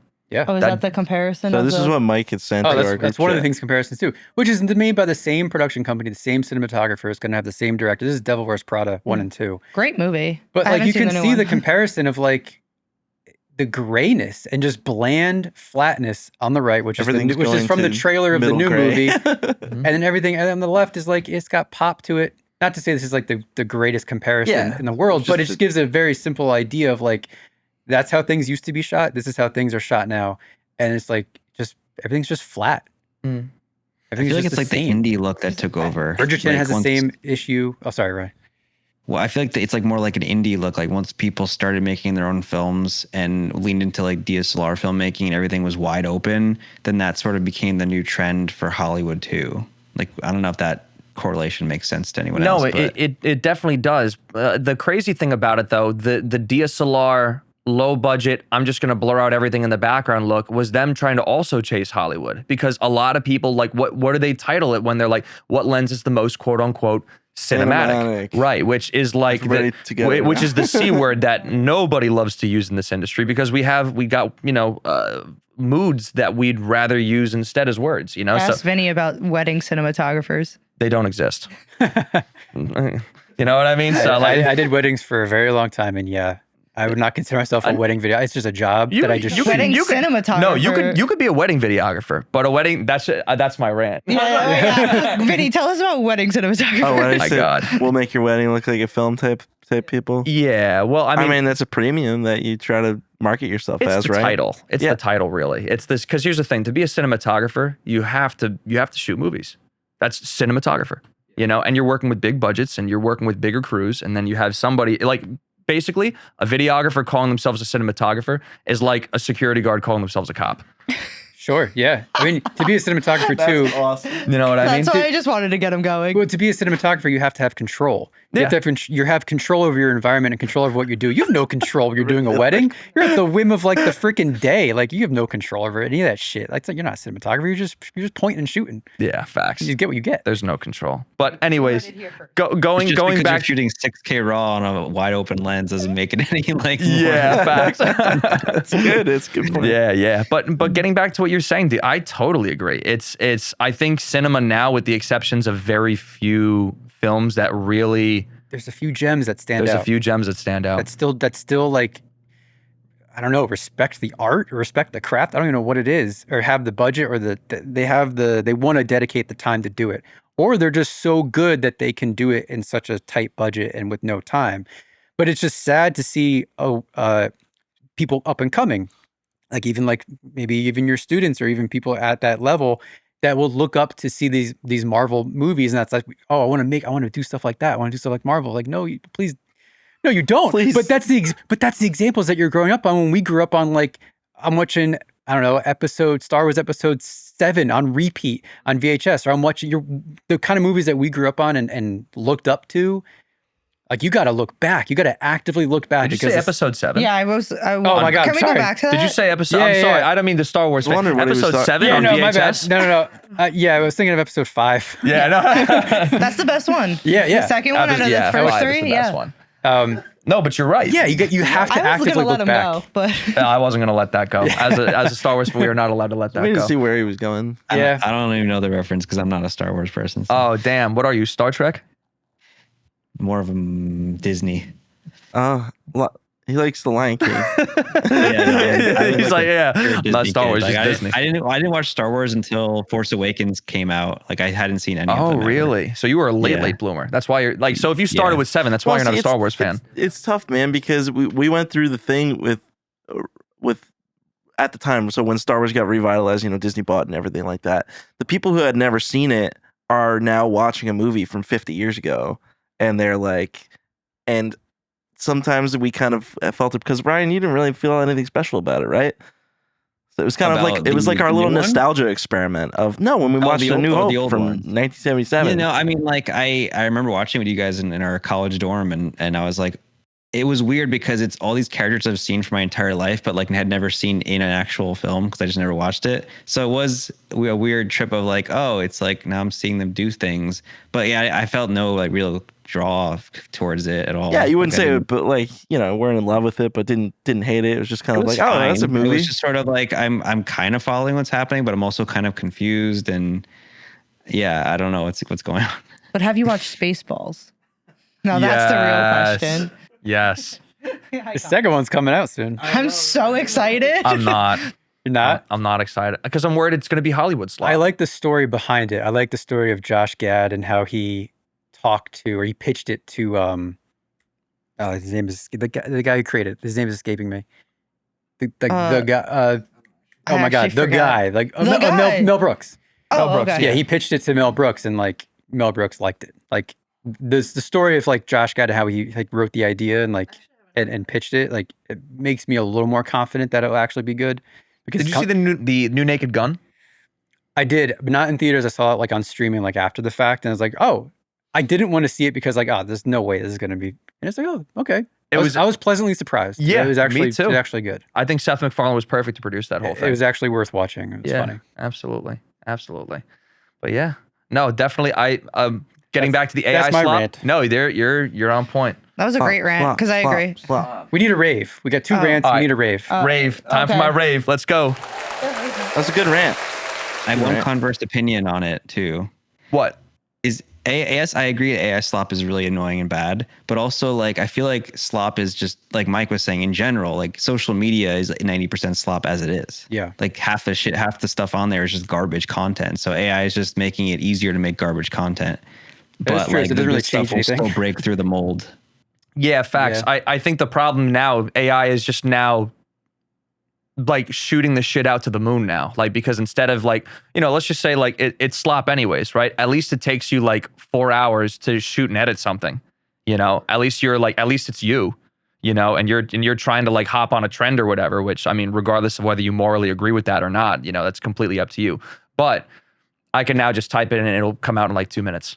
Like so now it's like, now there's so much coming out that it's like almost unfathomable to, literally, filter it through your feed, So, but I hear what you're saying though. If it's shit anyways, forget about it. Shit is shit. It's not going to change. Yeah. For All sure. the memes are going to get shared regardless of how they're made. So, Yeah, like, true. Most of the slop I'm getting is just like memes and like shit posts. So Well, that's the other devil's advocate thing that we brought up sometimes. Like, well, if you don't know it's AI, is it really hurting anybody? Like, is it really hurting you? If you didn't even, if you Until watched someone it, gets put in jail. if you watched it, does it even hurt? Does it hurt? Yeah, anybody? it hurts my feelings when I find out it was AI. If you and I find believed out, it. but if you never find out, I don't want to get too political or anything, but like with everything happening in Minnesota, there was a major issue with people thinking that the videos were AI. Yeah. Right. Because like there was additional videos coming out of the man that was killed, and people were like, all of Threads was like, it's AI, and everyone's like, no, it's been validated by like the family and the government and everybody and news outlets, and then no one would believe it because it was shot on a DSLR, the additional video. No one like knows what a DSLR footage looks like. They just thought if it's on iPhone, it's not real. Like, Well, it's funny because now the only thing separating us from getting like the only way from separating what's actually real on a video to like AI, is EXIF data. But I guarantee you, give it a year, or it's probably out now, it's just not popular. AI is going to alter EXIF data. Like that's like the type of data that like, so for example, if you take a photo, like, they know the location, they know the person that's in the video and all that type of stuff, right? When it's AI, and there's no EXIF data, it's just all grain and shit, like all like pieced together. But all you have to do is just run that video through some type of machine, maybe that'll pump out some false EXIF data. well, I mean, you can we're change it now. I mean, you can just change any file. You manually right now. enter, Yeah. Plus, like the problem with social media is like there's no EXIF data. Like no one has the source files off of someone's camera. Yeah, that's true. I mean, that's most very of the time, true. like you don't even know where any of these videos are coming from. No one has the original files if it's an iPhone. Well, or actually, not. it used to. Social media used to. You ever watch "Don't Fuck with Cats"? That documentary on. Yeah, it's a great. Okay, yeah, that's how they found Luca Minata, right? Yeah. That's how they found him, is because social media at one point you were able to download the photos and you were able to find the EXIF data on the videos and the photos. So, but believe it or not, like So part of the reason why, you ever realize why like some videos on TikTok will go more viral than the stuff that we make with like our DSLRs? It's because when you use the videos on your phone, they want that EXIF data to collect. So that's why they're pushing the fact that when you shoot something off your phone, it's going to better hit the algorithm. If you're shooting off a DSLR or it's been run through an editing software outside of TikTok, there's no EXIF data, so they're not going to push your video as much. Heard this. Jackie was doing social Never media heard that. photos for a company, and they're like, turn your location on. Make sure your location's turned on when you're taking these photos, Right. because the SEO, whatever, it pulls from the photo, the location data of the photo, to better something. I don't know. Like, it's weird. I don't know. I'll run my videos through like Threads sometime, like the Threads editing app, to like have it be like imprinted by Instagram. But I mean, I haven't really noticed a major difference. Like people were trying to A/B test it, but I don't know where and edit out. We'll see. We'll see. For sure, we'll see. TikTok changed their whole algorithm anyway now that it's in the US database. So Yeah. everything's different. Yeah. Now, content and AI is very interesting. It really is really interesting. But you know, Well, let me tell you, if I say anything embarrassing on this podcast, I'm claiming it to be AI. So just putting it out there right now. It wasn't me. So Mike and I have an AI podcast available now to listen to. Oh, there is one. Yeah. It's crazy. So funny. one time I was on 11 Labs for doing like some voiceover and shit. I was just messing around with it. So they had a new option that was creating an AI podcast, and I was like, first of all, that sounds terrible, but I happen to have perfect voice clones of me and Mike from this show because we have hours and hours of us talking. Oh my. So I fed it to the thing, and the clones are pretty good, but you have to tweak with the settings a lot to get a good reading. But it tells you input any article that you want your show to be about, and it'll do like a half hour. So I input a historical Wikipedia article about us talking about some World War II thing, and it created an entire podcast of me and Mike talking Did about. you listen to the whole It's thing? really funny. It's really funny because it fucks up a lot. So I called it the Glitch Historians. It's on Spotify. Everyone go listen to it. It's terrible. you should actually push Awful. that. That'd be really It's- fucking funny. I talk. My guy will talk. You go, me His personally. avatar. Yeah. His James Cameron He'll talk avatar. about really fast. He goes really fast. He goes really exaggerated. Starts yelling about history. He goes really loud. Then he also goes. Well, in 1942. 1942. Then we really just talk really fast. He'll go fast and he'll start breathing. It's really Can you glitches fucking like pull this crazy. up? Can you pull this up? Can Are you sure you guys didn't just record a drunk episode or something and then now you're claiming it to be AI? Yeah, I'll pull it up because I know right where it is. The spot you're talking about. That's insane. There's this new NVIDIA real-time AI where you can talk to it, but it's so bad that it just hallucinates like crazy. But I've been seeing some videos. But it'll like give interjections as you're talking, like, yeah, oh, wow, yeah. And then it'll like immediately spit back. But some people were trying it, yeah, and it's just started like getting stuck on these loops. And it's honestly hilarious. You guys have to try it on the next podcast. Well, you know, in ChatGPT, I've seen, I don't know if it's hallucinating or if it's like actually pushing out false information the most is when you put it on temporary chat. So like when it's the craziest thing, but for me personally, I would like ask it like historical questions, like through temporary chat, because I don't want that like on the official Syndicate thing. So it doesn't like, you know, save it on, like, you know what I mean? It's just not necessary. I just wanted to ask it. And then next thing you know, like, mind you, I've had a conversation with it like a week prior over the same thing. And I just wanted to get the same information back. And it ends up spitting out a whole other completely different fact. And then I was like, wait a minute, but you told me last week it was this. It was like, oh yeah, haha. And it's like, that's, Just laugh at you. yeah, Oh, like yeah. that's friggin' No, horrifying. ChatGPT gasses you up because they're like, that was such a great idea. Here you go. Yeah. You're It's reassuring, and that's what you you're can't so listen to. amazing. You can't listen to that shit. What was it? Me myself like, oh, ChatGPT, can I eat this mushroom? And or someone was like, it's like, yeah, you could probably eat that mushroom. It's like, oh, ChatGPT, I eat that mushroom and now I'm really sick. Yeah, you can't eat that mushroom; it'd make you really sick.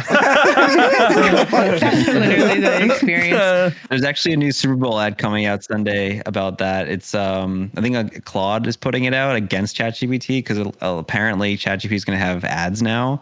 No, Yeah, so it's Oh, a whole ad about that. I'm but out. It's a funny commercial. I'm out. They're losing money. Like crazy. I am out. I am out, dude. Ads are coming to What do you got? ChatGPT. Here's how they will work. Oh my god. But what are you going to get an ad before you ask a question? I don't understand. I don't know if it's going to be like To be in an the ad, middle. and of a then you can response. view your answer, maybe. There's a lot of my- ads on this page, my Before I God. answer your financial question, Watch this video. watch this video. Yeah. Sorry, we never did Vinny's rave. We went off topic. I'm sorry. Wait, I don't have anything. Oh, for my that. rave. Yeah. So my rave, I love Japanese off, cinema. King. I didn't even hear what he said because you talked over sorry. it. I'm so sorry. AI. Do it again. Redo. Back it up. Go. I love Japanese cinema. I love Japanese cinema.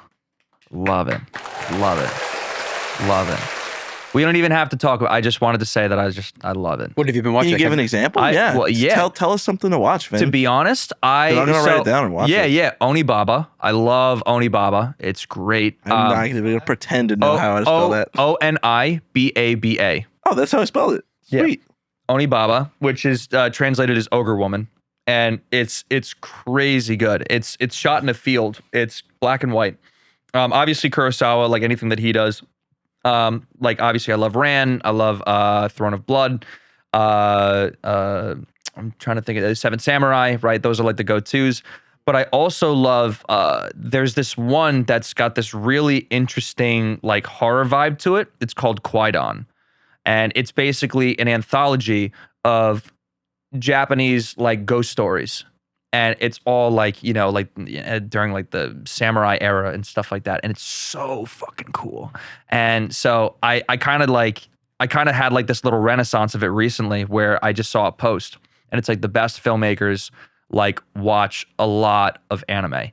And I literally just started going back and I was like, dude, I got to touch back into Japanese cinema again. You're like, I have to be the best filmmaker. No, it's like they were literally showing like some of my favorite like clips from like Cowboy Bebop and like what's it I think we called? might have saw the same video of him. Was this because I watched a similar video that was like the reason why you're pulling like really your storytelling gets very succinct when you watch animation and anime because of their animation budgets. Mm-hmm. They have to tell their story within a very confined, like you got to get information across in a very what would you call it, efficient ways. Yeah. And so you become snappy and you know everything has a meaning, everything has purpose. Sure. Was that some along the same Yeah. lines they were saying? Yeah. I watched something similar. Well, the reason why is because even if the frame is not moving, like there's still a lot of movement within the shot. Like, you know, like let's just say you have two people like walking in the snow. Like you just have like, you know, there's just so much to look at like within the frame, even if like there's no camera movement within the animation. And the same thing goes with like some Japanese cinema as well. There's always a lot of movement. There's a lot of movement. And I think that's what I love about it. And even when it's shot on like the 4:3 aspect ratio or whatever, I'm not a huge fan of, you know, 16:9. I'd rather have it like, it doesn't matter. It doesn't matter to me. I love 4:3. Yeah, thanks. I love 4:3. That's always going to be my go-to. I love, you know, friggin' 2-3. Am I saying 2-3-1? Right? 2-4-1? No. It'd be 239, 2-3-9. Yeah, thank you. That'd be Yeah. But yeah, I'd rather have something confined in a much more interesting aspect ratio to tell the story, you know, than just like 16:9. Because I don't know, it just helps you focus more like in a more confined space. And also there's symbolism behind that aspect ratio too. You know, like does that person feel confined or is this person narrow-minded or, you know, like, and it's meant to, you know, express that. And I feel like Japanese cinema does that like exceedingly well. And, you know, it's beautiful. That's the thing that goes along with like what I was saying too about like I've seen some Kurosawa and I think I watched more essays than I have actually watched the movies. Unfortunately, I do have to watch the movies. But exactly what you're talking about, the movement of the frame. He uses wind a lot. He uses rain a lot. He uses snow a lot. And to get those textures of like this environment, and you can't get that if you're shooting everything wide goddamn open and everything's blurred out. You get nothing. You get none of that.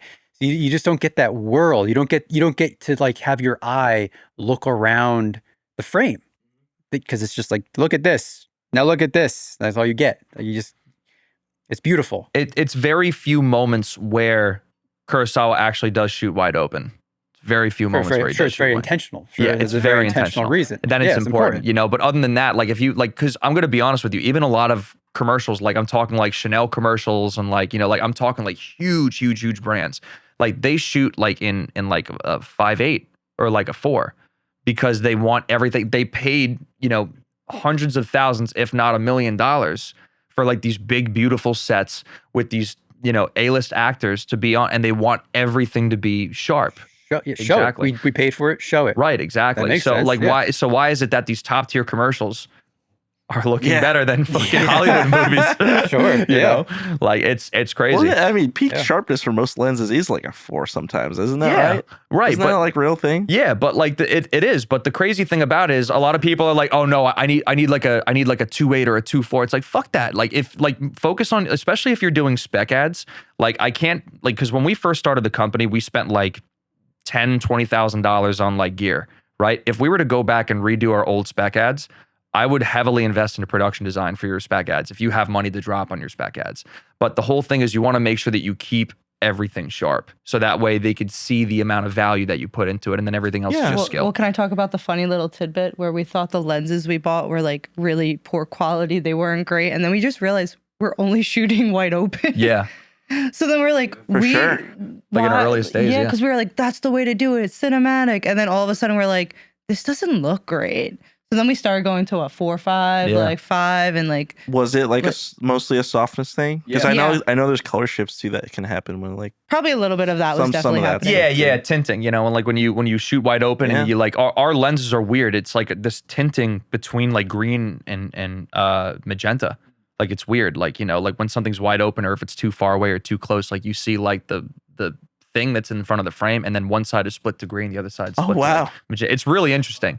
It's not a popular lens either these days, but they're pretty cool. But either way, I think that we need to go back to like older, especially like, you know, foreign, you know, like even if it's Japanese cinema or like, you know, like anything like that. So that way we can learn and tell better stories visually that way. And so I think from a cinematographer standpoint, I think you should be heavily invested into watching stuff from like Kurosawa and you know, things of that nature. Did you watch Alice in Borderland yet? I didn't yet.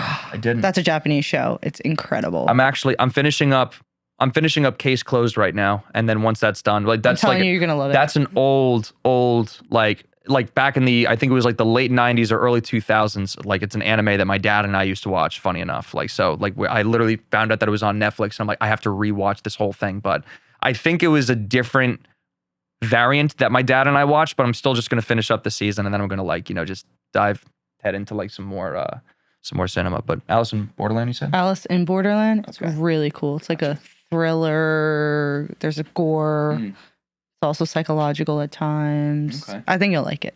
Hey, Mike, start with Ran if you're going to get onto Kurosawa. I've heard of that. I have not seen it yet. So Yeah. good. It's so good. Like start with Ran for sure. It's very colorful and I think it'd be very interesting for like, you know, like it's just a, That's the one where the guy gets shot with like 1,000,000 arrows, right? that's one, They did yeah, that- they that's did one that of the stunt shots. where all the arrows are on strings. Oh, And really? like they all get projected, like it hit the wall. It's crazy. It looks insane. Well, do you know what's crazy? George Lucas, I think, funded that film. Oh, really? Because what happened was Kurosawa's career was going downhill and he met George Lucas, which there wouldn't be no Star Wars if there wasn't Kurosawa. Yeah. Because he made, Seven Samurai is like yeah, very tied to right, exactly. story So and stuff. he's a huge Akira Kurosawa super fan. So Kurosawa couldn't get his films funded anywhere. And then George Lucas, you know, just opened up his checkbook and was like, what do you need to get made? And, you know, then Ran came to be and that was like one of his best ones. So that's That's a hell of a story. yeah. So I didn't know that. Yeah. That's So that's really cool. That's a George Lucas funded project, I think. If that's the right one, I'm pretty sure it's Ran, but I know George Lucas funded one of his films for sure. So, but yeah, definitely take a look. And whenever someone asks me what sign I am, I just make one up or I just give them the wrong one. And they're like, oh, I could totally I see totally that. see that. Makes and so much and then I'm like, sense. no, I fucking lied to you. It's this. And they're like, oh, I could totally see that. I was like, no, I fucking lied to you. I lied to him. Like, I'll literally choose my no, one as but the last Vinny, fucking you one. are the most Leo. Because everybody says that after they mistake the first fucking No, I would have 12. guessed you were a Leo. Yeah, me too, actually. Yeah, Shut I know up. I'm a Pisces, but I'm just like, I'm a fucking fish. That's all I say. Well, You are a it's, fish, Ryan. it's crazy though. But I think like here's the thing: it wouldn't be like, and this is no bullshit. And like I'm sorry, bullshit. this is no bullshit. And I'm sorry, but I'm not sorry. It'd be easily more acceptable if people didn't use it to excuse the bad yeah. behavior and their shitty personalities. You know what I mean? Like if you tell me you believe in that, cool, great. But if you're like, if you do something foul or fucked up, you're like, nah, it's because fate said it's because XYZ. It's because, I'm a Capricorn. I'm a Scorpio. What are you gonna do? Yeah, exactly. I'm an asshole, so Right. I just don't get. I would respect that. If you told me that you were an asshole straight up, oh, cool. I see you. Yeah, I'm not blaming God for it. I'm just saying, like, Yeah. There's like a couple more things to discuss on our list at least. Okay. But Let's go. I'm not letting we have to hit everything, but just I want to, though. I want to hear what you guys have to say. Thank you, brother. Yeah. we don't get to see you guys that Yeah, often, like this is a so- treat. Jesse wrote on the What did I do? you put on the thing creative versus business brain. I Oh, wanted to know yes. what you meant by that. Oh yeah, I was really like elusive because I was like, I'll explain on the podcast. Yeah, I mean, Alright. if it's something you want to get into, feel free to tell us more We'll about do it. that, and then yeah, you want me to? Yeah. 'cause, Yeah, say your my little piece about creative Yeah. versus business tell me brain. what's on your mind. So I realized this recently when I was trying to direct a recent project. I realized I personally don't think I could produce if I'm directing. And the reason I mean that is it's very like much two different sides of my brain, where producing is so logistical and so like meticulous with like, money and contracts and all those kind of things that like I lose sight of my creativity. So if I'm juggling both, that's going to take precedent because all these things need to get done. The creative I could like kind of put off to the side and figure it out. But like, so I realized that like this is a me personal thing. I'm sure many people could do it. I'm just very one track mind that if I'm going to direct or something, I need like all the logistics like handled by other people so I could like fully be creative. So I feel like I've been struggling with that a lot. Like when I do try and direct something, it's like I'm so worried about everything else that it's like I'm losing sight of the story and like the actual concept and the shots and everything because I'm so worried about, is the timing right? Like, is everyone getting paid? Are we eating? What time are we eating? Like we making sure the food's there on time. So it's like, So I'll give you. I completely empathize Yeah. with that because I have my own version of that with this show. okay. If Ryan wasn't here, I wouldn't be listening to you because I would be worrying about the You cameras. shouldn't be listening I would anyway. be worrying about. I would be worrying about everything, and you just get pulled in too many different directions. I mean, I can only focus on one, maybe two things at a time. So it's kind of I completely empathize with that, dude. But Lundy does do everything. Yeah. Lundy does everything. That's true. Lundy is But a I do man that of at every different trait. times. Yeah. but at different times. Yeah. Well, even like with the business itself, like me and him will talk sometimes and it's like we've been so business like tracked of like sales and leads and like, how are we going to do book work, whatever it may be. And then it's like we lose sight of like our own creative visions and like our endeavors that we want to do and like write and film our own projects. So it's like even that, it's like finding a balance is super hard, I think, in this industry. but necessary because like I know a lot of people, I have a completely different opinion on burnout like than most people. Like a lot of people forbid burnout as in like that's like the cardinal. You don't do that, right? But I think it's an exercise, like for two different reasons. It's either wait, go back. What do you mean they forbid? yeah, burnout? like well, a lot of people, they don't think it's real, or- people are like, people are like, hey, listen, don't burn out. You don't want to burn out. You don't want to burn out. But I actually think the opposite. I think that everybody should burn out, respectfully speaking, because you're one knowing where you're currently at, where your limits are.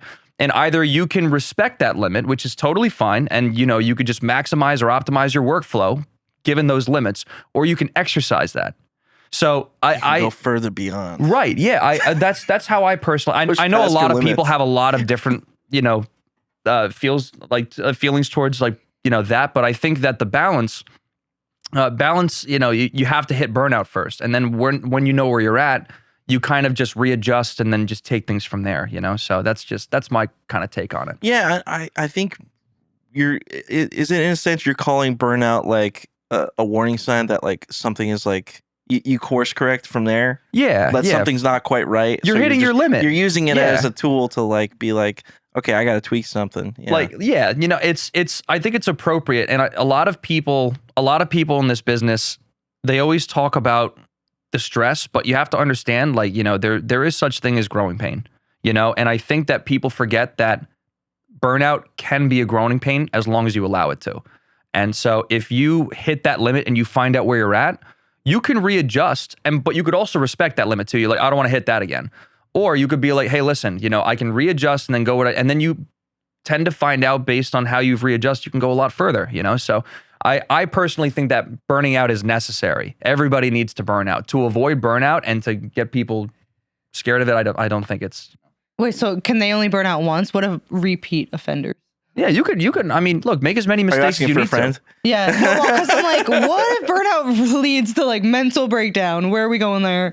Well, I mean, I feel like there's a danger. You're playing with a little bit of fire because you're playing with your love and you're playing with your passion. And if you hit burnout too many times, you might lose that love for what it is you do, if what it is that you're doing. And if you lose that passion and you lose that love, that's the thing you're most afraid of. As a creator, like you're afraid to lose that passion. You're afraid to lose that love. You don't want to hurt that relationship you have with your work. I can see that, but I also see that there's like, if you love it that much, there's nothing going to stop you. Like I had a conversation with a friend recently where he was basically talking about someone that he used to know. He was like, what happened to that guy when his passion outweighed his deficits? And what happens is, despite anything that was in this guy's way, he could do it, So what it comes down to is this. I think so there's a mixture between passion, and if you don't love what you do anymore, it's probably because you're not doing it the way that you wanted to do it, or you had a different idea of how it's done, or you probably have to do it differently. But still, everybody needs to hit a wall in order to grow. So, there's no doubt about it. Like, how many mistakes have you made going into your career? Oh, thousands. Right. And like 3. Yeah. Well, yeah, I think I did about that much less, too. You a little less. Yeah. A little more perfect. I think I did about that. So I think burning out is a form of self-discovery. It's not the best form, but at the same time, though, I still think it's necessary to go through some type of pain in order to grow. So I'm a little different when it comes to burning out. So that's just me personally, but that's kind of like my take on balance, so, but yeah, what about you guys? Where's your, like, discovering your creative balance? Like, what's that like? It's in different ways, because I guess for me, my personal life, I've discovered that there's more nuance than maybe what I originally thought. Like, I got burnt out at working at an agency. I got burnt out of editing, doing their editing work for them, which turned me off to video editing. And then I was, okay, well, maybe I didn't love it as much as I thought I loved it, which I don't.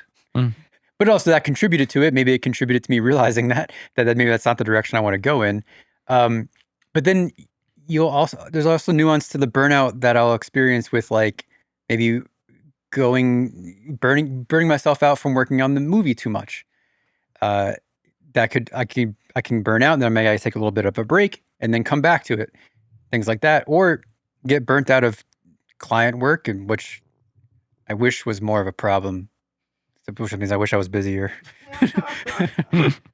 But that stuff has burnt me out. Like, a year or two ago, I was traveling a lot, which can get really tiring. And like, I'm traveling to do shoots, and like, oh, that's cool and fun. But like, well, I'm not traveling to the places that I want to go to. I'm not traveling to do shoots that I want to do. So you get like, all right, I'm getting tired of that. I'm getting a little bit tired of that. But you see, you wouldn't have found that out unless you burnt out. Unless you hit I think it is really important to know your limits and learn your limits. And then when it comes to our creative projects and passion projects and things that I am like, oh, I'm directing it, or I'm producing it, I'm in it, I'm acting it. Burnout doesn't exist in my mind. I'll kill myself for the project, as I've done many times, over and over and over and over. Physically punish yourself, mentally punish yourself. Mentally punish myself, hurt my relationship with my girlfriend, nothing matters. Yeah. Nothing matters but the thing I'm doing. Everything else is secondary and just white noise, and I'm just focusing, which is to a detriment, is like not good. I mean, it's a classic thing you hear though about like a lot of like directors, for example, right? Is they just like, your whole life has to be the thing, and for a while everything is kind of secondary. It's a flow. It's a true flow. I mean, who's to Good say or bad, what's right or wrong? But I was validated recently. I watched a documentary on Netflix called Sly. It was about Sylvester Stallone. It was about it wasn't really about his life as much as it was like his career and how he got started and everything, which I think it was so cool, because like how Rocky got started and how he got started as an actor and how he got started as a writer and a producer. He went through a lot of hardship. So much. It was all very inspiring stuff, but also very validating when he said, like, when you're trying to be a filmmaker like that, when you're the writer, the producer, director, and you're acting in it, and you want to be that kind of filmmaker, there is no time for anything else. And he said, he admitted that his relationships and the rest of his life just kind of whizzed him by, and he did nothing but that. But that's how obsessive you want to be at that level. That's what it is, or what it takes. Which is like, is that true? Reminds me of like Whiplash. Is that true that is what it takes, or is there a balance of like relationship and life and that kind of thing? The true answer is there is, but it's probably not going to be to the extreme level of someone who basically cuts out everything to do it. Because if you think about it, you're in competition with somebody else, right? Doing it. So you can hold on to the things that you like to do, and the things that you want to do, and all that type of stuff. But then there's people out there who literally are feral with it, like who literally will cut out their families, like move somewhere else, like they'll live on the street if they have to do whatever to make it to where they have to. And by all means, they'll probably be successful. But if that's what you want, then that's what you want. But here's the thing, like everybody's balance is different, right? So it depends on like what's your idea of success to you. So it is possible, but it's just a matter of like how much are you willing to sacrifice? I don't think in my personal life I haven't found it yet. I don't know what that looks like for me yet, because I'm coming off of this movie, which I put a lot of money and time and sweat, and I mean, Jackie did break up with me during it, like right after the tail end of it. It was like, because I was just completely absent from everything. And, absent around the house, absent in, so I don't know, because I haven't tackled a project that size or even close to that size since then. So I don't know what that balance is for me yet. I'm still trying to figure it out, because we're trying to finish this, but then what's the next thing? So like, I'm trying to figure out how I'm going to handle and conduct doing those roles again, but with more balance and more care to everything else in my life. Yeah. Delegation. The only method is delegation. And like one thing that we found out, because we did everything starting out, and then it wasn't until we reached certain points where like money that we didn't even have, like there were some projects that we didn't even pay ourselves, but we delegated to other people to make sure that the project got done, and then we used those projects as leverage to do what we have to do. But it was better than us literally struggling so much to do all these different things, so we could only focus on the things that we love to do. So she could only focus on the directing. Vinny can focus on either producing or cinematography. Oh, I haven't done that yet. I haven't focused on that yet. Well, but you know what I'm saying? Like that's the idea. It just comes down to delegation. So how you love this project so much, there's somebody else out there that loves your project, not as much as you, but still someone who loves it a lot, that would love to help you in a specific area that you need help in. So the next step is delegation. That's exactly what we just, I think, realized. Like, we're starting to find that now in post-production with the people that we've been working with. After we show them the project, they're like, yeah, I'll do it for that. We're like, we have this much budget. Like, yeah, sure. That sounds great. Yeah. Thanks. So did you two, like, what roles did you have on this project? Like every role? We were everything. Yeah. We did everything. Yeah.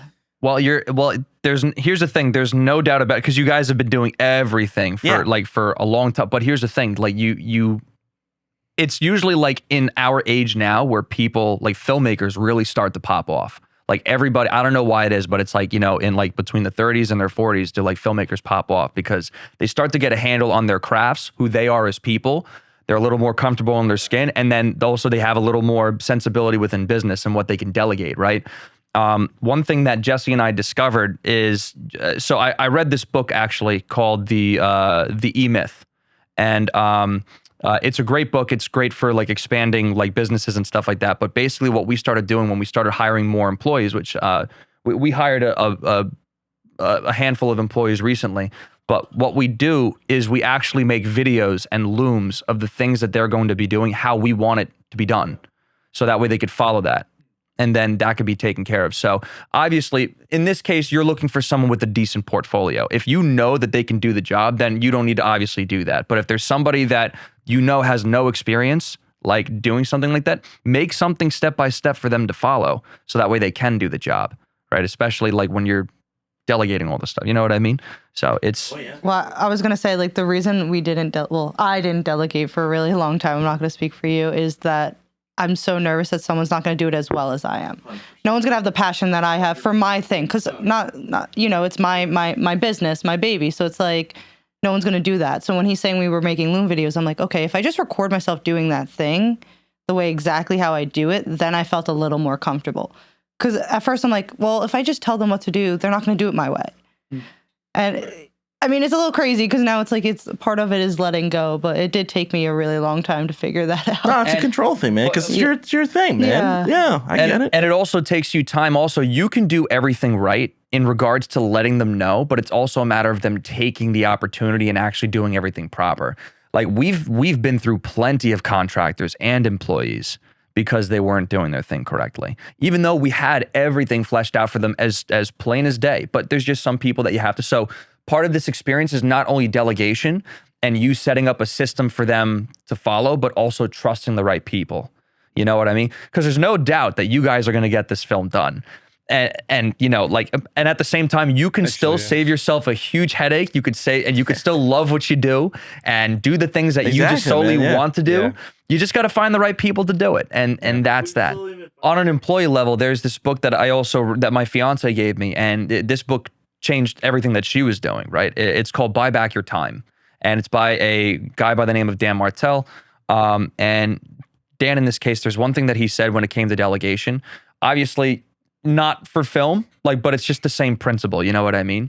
He says, what if somebody can't do what I do exactly the way that I do it? Well, he basically states you can find someone who could do exactly what you're doing, exactly the way that you do it. But someone who does someone who does your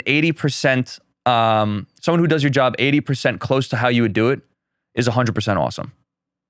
So, because that's the closest that you're going to get. Yeah. No one's going to officially do it the way that you're going to do it, but just delegating to someone. Because here's the thing, the way that I see it is it's all variation, right? So let's just say you find an editor. They're probably going to do it 80% correct, right? But then there's that other 20% that you just tell them, hey, listen, I like what you did, but just fix up this other 20%, we're good. And now you just delegate it and someone else just took care of it. You know what I'm saying? So it's just a matter of what you can let go. It's powerful, man. Yeah, and that's it comes with time, I think. It does come with time. It was a learning experience being able to let go of that stuff. And at this point, just being like, dude, you just need the help. Like, you got to let go of that even 5% of maybe not come out like your wildest dreams, but it's better off someone seeing it rather than it just sitting on a hard drive. But it's the beginning of a new era for you guys. Yeah, you know what I mean? This is where you guys expand. This is I know it's going to suck, but it's also exciting at the same time because you guys are now going to be giving shit to people to do. And, for you to actually do the shit that you want to do. I know, right? It's crazy. Right? Leveling up. So that's leveling up. That's good. That's our leveling up segment. Let me. Was there anything else on there, Michael? Yeah, let me pitch you. Okay, one more thing, and then we'll get to our game. Oh, we're gonna do a quick pitch. Changing cinema changing. This is gonna save movie theaters. Oh, wait. Here's my saving movie theaters pitch. So this stems from, we've seen that movie theaters and how movies are distributed have changed and evolved. But what hasn't changed and evolved is how the movie itself is actually made and then put out there. They're still just making the movie. This is the movie. It goes here, and then it goes here, and then it goes here. Being that this is the theater, this is the video on demand, you pay $30 to own it, and now it's on your streaming platform that you pay monthly for. And it's this product.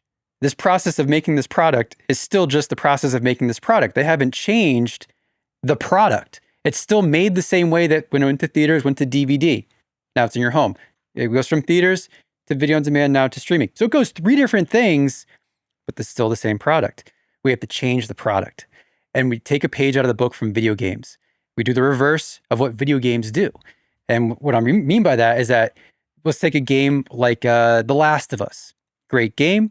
You can now buy, and this is years after the game has been released, you can now buy the Game of the Year edition of said game, which has all the expansions, all the DLC, all the extra content is in that version of the game. But what if that version of the game was the first step of the process? We have things like Lord of the Rings extended editions. We have things like the Snyder Cut. We have things like director's cuts of movies and extended editions of movies. But what if that's the thing that comes first? What if that's the thing that goes into the cinema? What is to get, these movies haven't changed anything. What's to get people to go to the cinema? It's the same product. We just I'm not going to go to the movie theater because that same exact product's going to be on my streaming platform in 2 months, whatever the timeline is so fast now. But what if that was different? What if that movie that's in the theater is offering me more? The movie itself doesn't offer me anything additional in the theater than it does on my home. And yeah, you can argue some movies do. Oh, 70 millimeter IMAX, Christopher Nolan, this and that, the 3D experience. Okay, those things I can't get at home, sure. But it's still the same product. I'm going to see the same freaking movie. But what if I didn't? What if you're seeing extended scenes, additional content in the theater, the cinema cut, the movie theater cut that you don't get on your streaming platform ever, unless you pay for it, unless you buy the video on demand version, which would be like your DVD with your bonus commentary and all that, which they still do. They still do, like, you can buy Wicked on DVD and get the sing-along version and get the bonus features. That's all stuff is great. But again, no incentive to really buy that except for those things, because it's going to be on HBO Max or Netflix or whatever the heck a few weeks later, or a few months later. So I think the product that they're putting out there has to incentivize us more. And this dawned on, this is just like, oh, because I went to go see The Fellowship Extended Edition came back in theaters. The 25-year anniversary is this year. So I went to go see it. I was like, wow, this is so cool. And like, I'm seeing a version of the movie that it's on HBO Max, but I haven't seen the extended edition. It's like, oh, what if, I feel like, it's just so awesome. Like, what if movies did that from the beginning and gave me more incentive to actually go to the theater and separated themselves and segmented themselves out? And I was like, oh. First of all, the way you pitched the energy, the excitement, I was like, oh, this is getting good. This is how he did it to me too. I was gonna say the AI version of like your podcast with the fast. I was like, that's it. That was it. That is real. Maybe that's what I learned from you. Maybe I do talk like that. Yeah, but no, I think that's an amazing idea. That's my idea. No, I love it. And to add on to it, incentivize them with some type of free digital download that you can only get from the theater that the production company owns, that will take down right after it's no longer in theaters. So here's the biggest thing. And it's going to be for free, but you have to log in information like your first name, last name, and then your email. So now they're on an email list. And now there's two different things you can use with that info. The first thing is you always have them on a chain for the next few movies. People who are fans of this type of movie could always be reached out to. I don't think filmmakers really utilize the fact that an email chain is so powerful. And especially from our standpoint, from both a production company and a film school, our email chain is like everything. That's like one of our main sources of income. But the second thing is you can use that data for ads. So now, to bring people back into theaters, well, there's this one guy, I forgot what his name was, but he basically talked about how your film should be your retirement plan, which is an insane concept to think about. But it's like, we always wait for someone to give us that chance, and that's it. So let's just say this. We now have a great film that's supposed to be, we have a business plan behind it. So how do we get them into theaters now? We start with local theaters, right? So for an example, let's just say you guys want to do a four-walling event, right? You guys go to a local theater like the Cranford Theater or whatever, but you have it in your budget to run a Meta ad or a Facebook ad or whatever to get people to come to that theater. You see where I'm getting at now? So it's not just reliant on your chain, but you now have people coming in that you're running an ad automatically, which those work out really, really well, especially if you have a good trailer, which seeing what you guys could already do, I know people would get hyped the fuck up to go to a movie theater for sure. So now to end it off, outside of just getting people to come in, how do you as an independent filmmaker, because theatrical distribution, well, first of all, have you guys seen Iron Lung yet? I was going to bring that up, but we haven't seen it. I was going to bring it up. I was like, because it's like a cool little like YouTuber who turned. I saw it last night. I saw it last night with 10 of my students, and it was a 2-hour movie. It was a little long, but at the same time, though, justifiably so. This guy killed it. Like it was a good film. It was a good film. But basically, what he did was he rented out local theaters, and then used his platform to get people to go to those theaters. And so many people loved it to where they were pitching for more theaters to go. And then he started running ads to those local theaters and started. So you see where I'm getting at? Okay. So, but here's the thing. Hollywood didn't like that. I heard that too. Like they removed him from like the top grossing. They list or removed like him from everything until everybody fought about it until finally. So he's already like 10x'd his return on investment from what I heard. He spent $3 million. I think he did 30 million. right? But because of Hollywood accounting, you're not going to see all that ticket money back, you know? So that's why I'm saying that having a digital download like that you could only get at the theater solidifies the fact that you have everybody's contact information and you can sell them something outside of the theater. And let's just say the theater takes like, I don't know, 50% of like whatever your ticket sales are. At least now you have another way to sell outside of that. So you have more opportunity for revenue streams because of that connection, because of that contact information, you know? So I think that's a really good idea. Only having an exclusive movie, but I think just add something that they could download for free or add like merch there and you're set. That's only exclusive to when that movie's out. Yeah, no, I was going to say, I like that. I thought about that because I love going to the movies, but I'm like, how do you get more people here? Because like, I miss the movie experience. I miss when we would all go and there'd be a whole theater and, you know, you were all commenting on the movie together. And I was like, I don't know, like if you had the director, but a director can't go to every single showing. So I'm like thinking, what if they did like a Q&A at the end, like a recorded Q&A where the director talks about the movie after the movie? And I was like, would people stay for that? Obviously not the same kind of like thing, but in the same realm of like showing more at the end to kind of like keep people there or get people there. But no, I really like that because like I would go if they were like, oh, this is only going to be in theaters this. Like, especially if it's a director I love, like, this is only going to be in theaters, these specific scenes. Yeah, or even like, just a property. Yeah. Like, or Yeah, if you Like- told me like that new Avengers coming out, that Doomsday or whatever is going to have exclusive scenes that are only going to be in theaters, like I would be there. Like, I don't even care that much, but like that's cool to me. Well, that's what happened with this other guy. Everybody waited till the end of the movie because they thought that there was going to be an extended cut or like a little thing at the end of the film. So everybody in theaters stayed. You know what I mean? So having that, if you mention, wait till the end. oh yeah, Everyone's going to stay. If you mention that, just that fact alone, not only are people going to go to theaters, they're going to stay till the very end. And then you use something to upsell either another film or a piece of merch or something, you know? Like people were going to the theaters to see, like people went to the theaters for Avatar because they heard that Christopher Nolan's Odyssey's trailer was going to premiere at the beginning of the new Avatar movie. Wow. And it wasn't going to be online yet. So people would go buy a ticket, go to the theater, sit, watch the trailer, and then peace out. It's like, well, people go to the theater for that, just to see this exclusive piece of content that's not going to be online or not going to be online yet. And they'll go pay for a ticket just to go see this like 1.5-minute trailer. Like what? It gives people an So- excuse to go out too, Yeah. just to talk about it later. It's for the plot. Like exclusive, like exclusify more things. Just the whole product, make it Or exclusive. even make the duration between in theaters and streaming a lot longer. That's how it if used I to had, be. if I had to wait yeah. like We don't know a why. year and a Like, half, do we know why it's gotten It just, like? it's it's just, like instant. Because if it was like a year and a half, 2 years, then it's like, no, I want to see this movie. I'm going to which go is to what the people theaters. used to do on Yeah. TV because it would take like 8 months or whatever for the DVD to now come it's. out. I feel like it's this next day. Like I swear. The theater run is like so 60 short. days or something, or like 90 days, something like that. It's crazy. Yeah. It's there's no reason to go to the theater. Just wait. Yeah, 'Cause exactly. it's the same product. I'm going to see the same exact movie that you guys saw in theaters. I'm just going to see it at my house. Well, you know why they do that, right? Money, I guess. I Well, don't know. it is, of course, it's always going to be money, but specifically, it's because they're, you know, when DVDs used to be a thing, Oh, right. The production of them. well, right? And like They, the- they would literally see money after the movie was done, you know? So like they literally want to throw it out there so they could start collecting more money faster. And especially now they're not making nearly as much money through physical media because no one's buying that shit anymore.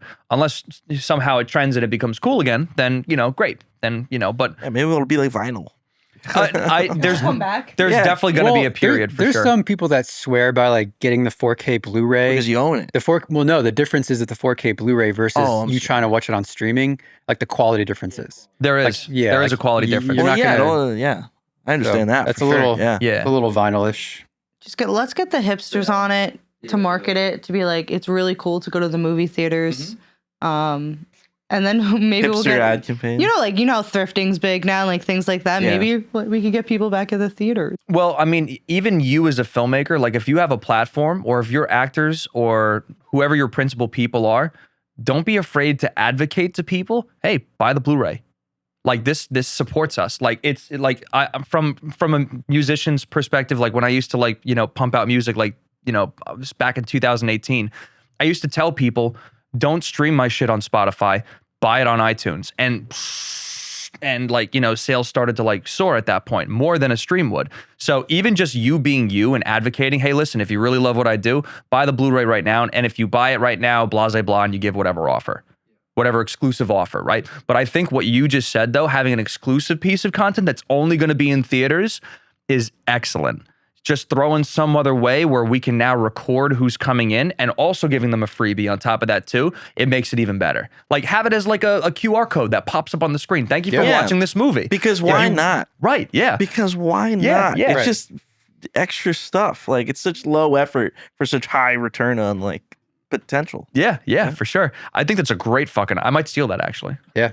Steal it. Like, Make it Yeah. make it happen. You better credit him. It's the one thing I noticed that hasn't changed. The actual physical product of the movie is just it hasn't changed. There's no evolution. Let me ask you something. With your short film coming out, can you do that for what you're doing?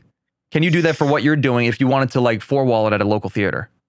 Well, you mean like putting an exclusive exclusive version of it. Right, the exclusive version. Technically play with that because there's been so many versions of the movie. There's like the film festival edit, which is sub 30 minutes to qualify for short films. There's so many different edits of it, which did have exclusive scenes cut out, which you could have been put back in. But the evolution of the edit has now come around in a way where the movie currently is pretty much everything we shot. There is nothing cut out anymore. Yeah. It's just tightened up. I think just give it a shot. Give it like with your movie right now. Once it's all done, give it a shot. Just be like, hey, listen, come to this theater. It's a short film. It'll be a good time. Blah, blah, blah. We were planning on making like a full event out of it and doing like a lot of BTS stuff for it. Oh yeah, okay. So that's true. That could be a draw, because you get the movie theater for 2 hours. In some cases, you rent it for that's at least that was the Cinemark. Yeah, I know. We got to see. It was like, oh, you get 2 hours. It's like, okay, well, our thing's not 2 hours, but we're going to bolster this thing up. It's going to have the behind the scenes before the movie happens. You could show other films too, like other friends' films. Yeah, you could do a lot with it in that 2 hours that wouldn't be in like the version that comes out on YouTube. Like you wouldn't see that. I was going to say, if you have other people's movies, they'll invite their people to buy tickets and stuff like that. Yeah, you could treat it like how bands do shows and they bring in the other band's crew to see your band. And then they'll bring their people to we can have an opener, an opener film. Yes. All right, do you guys think it's game time? I think it's game time. Game time. Let's go. We've talked our heads off. All right. Echo, make all the lights red. I don't know how well that's going to play for lighting. They're dark. Right? This is probably not good, right? It's okay. Okay. It's okay. He can work with it. So the way we're going to work this is kind of a variation on the Newlywed game. It's going to be me and Mike versus Vin and Jesse. And we're going to see how well we know each other's preferences.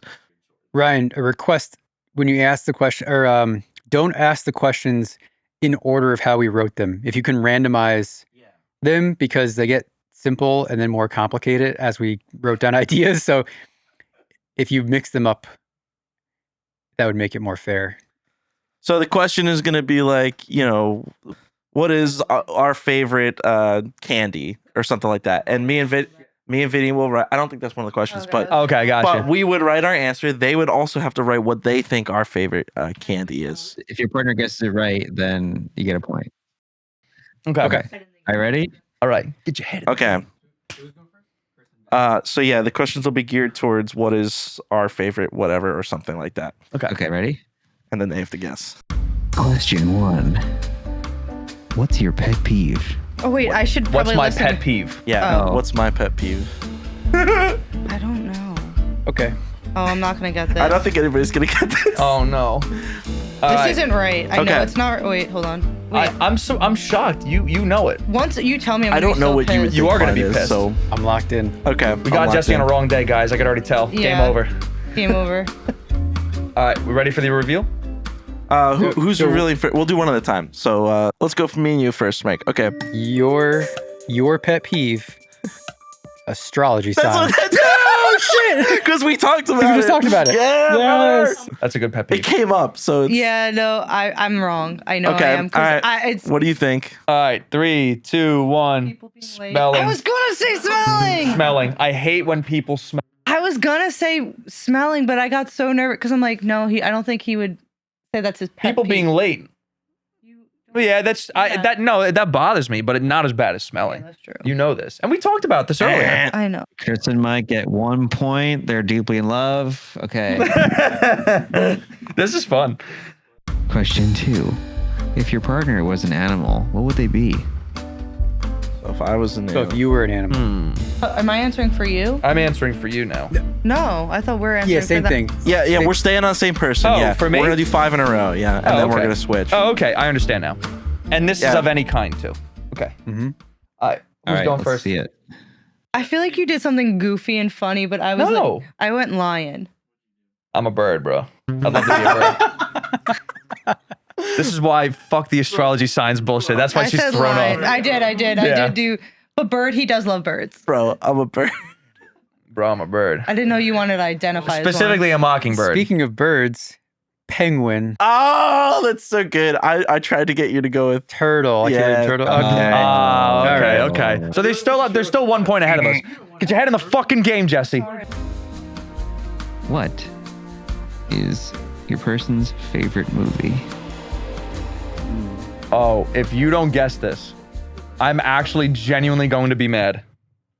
Don't go fucking all like Got it. pretentious on me either. Locked in. I hope I'm right. This is your favorite movie. We're gonna start with Chris. Go, and Mike. on this one? Mike. Chris's favorite movie, 100% his favorite movie, Speed Racer. Oh man. Oh, I said no. go with your heart. Don't put what Wait, don't But change. I clarified though one time. Ah. Speed Racer is a really really good movie. But I would say my favorite movie is Castaway. Oh, my second. That was my second. Okay. It's close. Oh, Jesse, please get this. Okay, are we ready? Please get this, Jesse. Transformers. You did the guilty pleasure. That's you have said your favorite movie is Transformers. No, I said Hateful Eight, and you always call it a snooze fest. Yeah, but you've Yeah, but you said Yeah, but Oh yeah, make sure and show the you never camera said when your you're. favorite. You said always say Transformers. That's my guilty pleasure. No, you've said it's your favorite. That's why I said don't get pretentious on me. This doesn't look good, guys. It's Transformers. You have said it so many times. All right, let's move on to what is their most overused emoji? Oh, overused I emoji? mean, Yeah, you know this. You should know this. Because I use it for Syndicate stuff. I have no idea.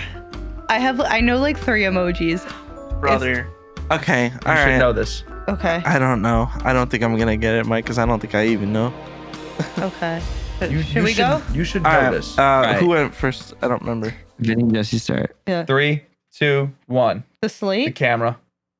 Okay, The film camera. that's a good. Show The the camera. slate. oh, that's pretty good. It's the film camera. That's You good. guys are like total strangers. Wait, they were both film related. Do we get half a point? Can we give them half a point, Ryan? What do I'll you give you think? half a point. Ooh, Okay, okay. okay. Wow. Advocation's everything in this business. That's what All it is. right, Mike. Because it is film. I knew it was It's something. not overused, but I love. I can't think of an overused one, but I did put an emoji that you use that I do love that you use it. Aw, Okay. Wait, that was all so right, endearing. What is it? That was so cute. It's two fingers. It's when the 2 fingers are. Like, It's like you he'll do be that like, and you're like trying to be like oh, cute. he's trying to be Wait, cute. you guys are so adorable. I just felt like cried laughing because I probably That's use what. that too That's much. what I thought was Jesse's. The cry. Because I do laughing one. overuse Okay. it, but honestly, I feel like I don't with you. Like we always do weird shit. Yeah, that's We always send the Black Santa Claus to each other. yeah. All right, let's do a nice, easy one.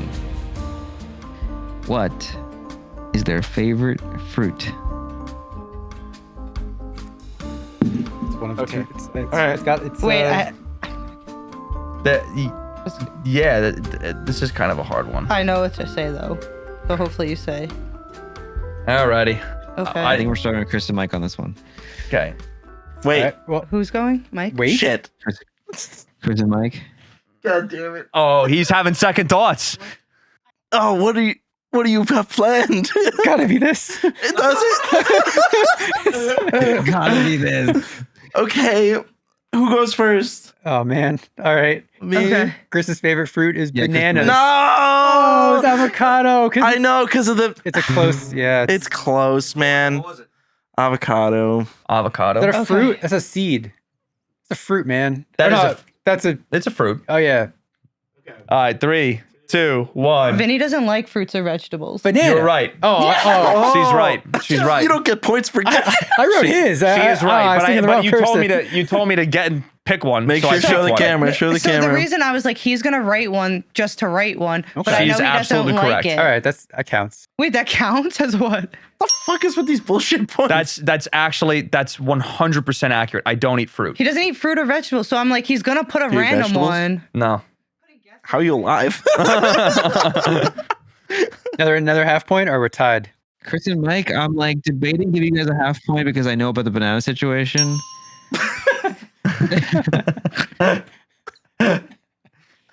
I'm not even gonna say anything. All right, switching. We're switching. All right, now everything's about Jesse and Mike. Yeah, all right. Alrighty. All right. All right, ready? Favorite place to eat? Oh boy. You better put it. Oh, I'd be so mad if you didn't get this. All right, let's go. Hang on. Mine's taking a while. Oh boy. Loading. Let's do Jesse and Vinny. All right. You ready? 3, 2, 1. Howlin' Doms! What the hell is that? Howlin' Doms.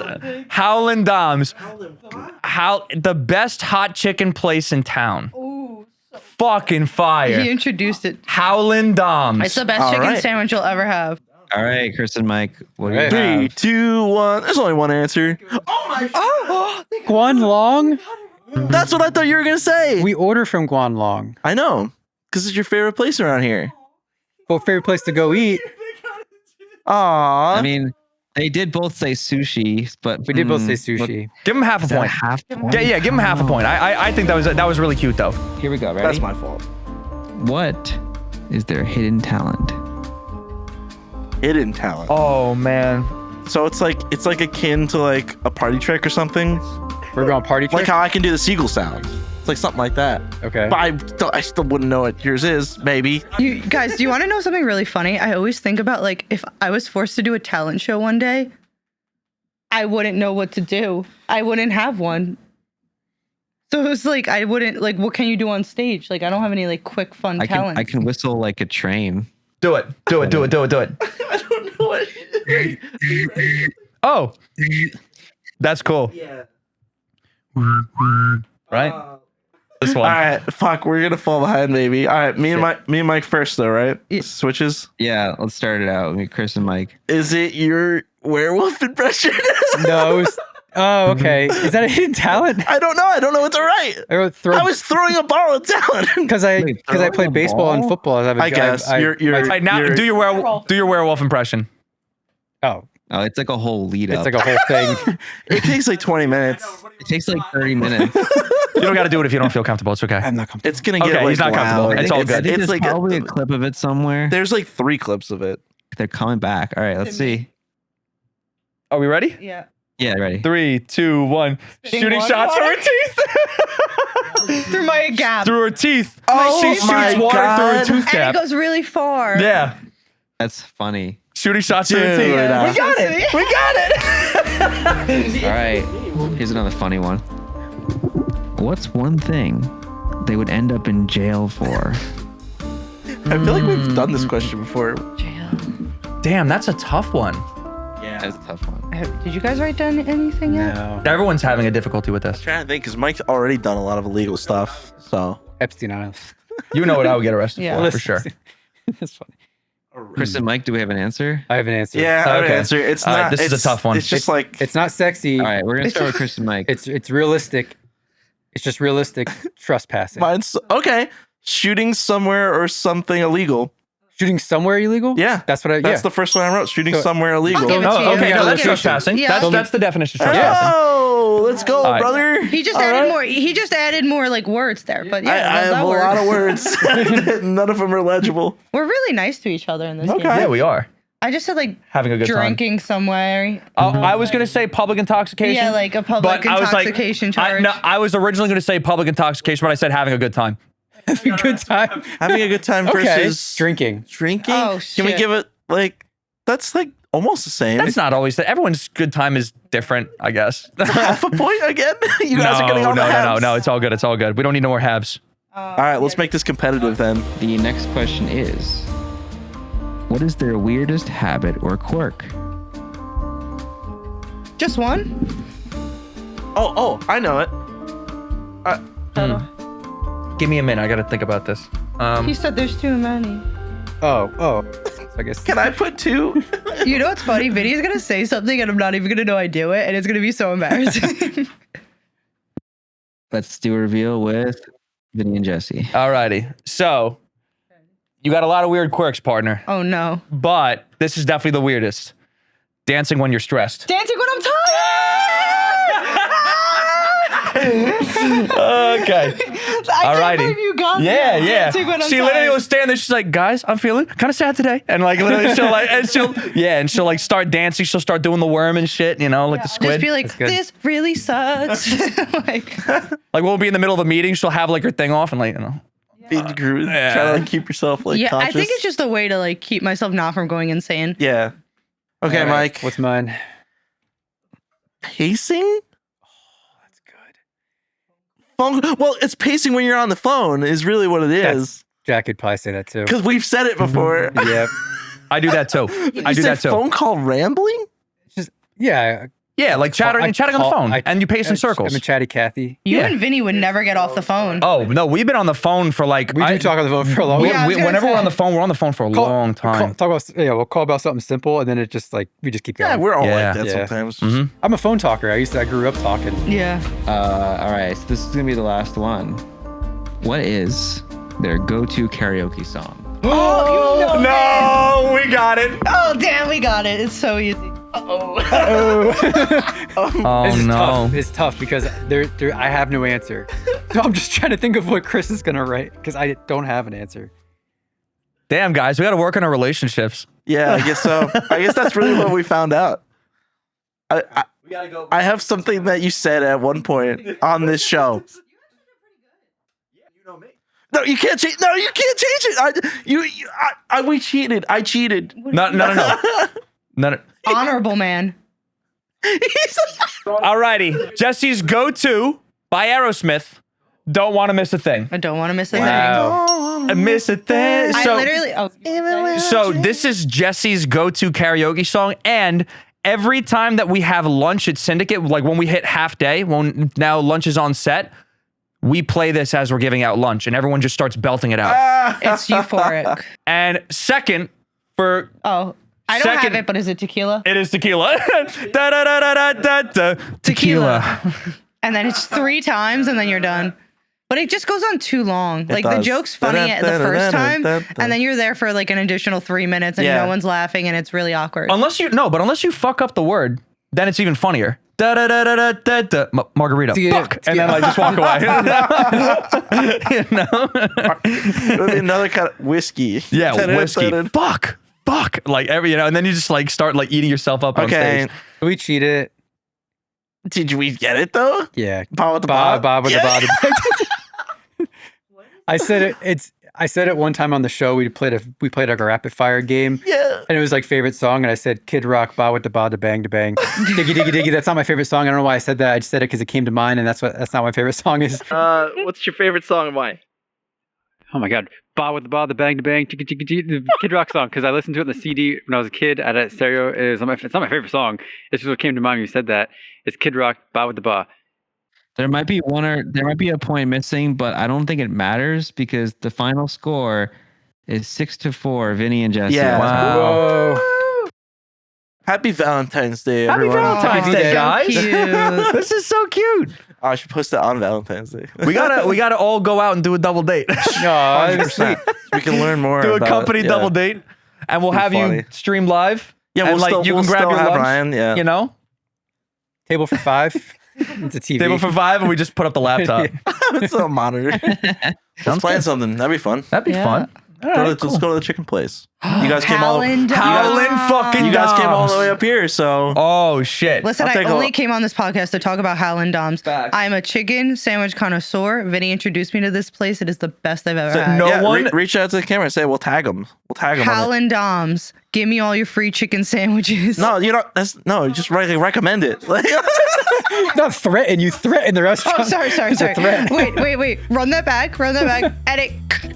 Yeah. Howlin' Doms, you have great chicken sandwiches. I recommend they're in Manalapan or It is Monroe? not a threat. Millstone. They're in Millstone Township, New Jersey, and the best chicken sandwich you'll ever get. Like literally, no one knows that they exist, and I kind of like that because it's my place and her place. But like, I also want them to get more traction. So reach out to fucking Howlin' Doms. Howlin' This shit's Doms. crazy. You heard it here first. All right, folks. I think that's gonna do it for this episode of Team Make It. Thank you guys so much for coming. Thank you for and having us. yeah, this was awesome. Yeah, thank Dude, you guys. You guys fucking rock. Thank you. Ryan, thank you for Thanks, helping us Ryan. through. Thank you, Ryan. It was We're not gonna be able to hear you, so say Thanks, your goodbyes. Appreciate you. great to meet you, buddy. Yay. I'm going to go sleep.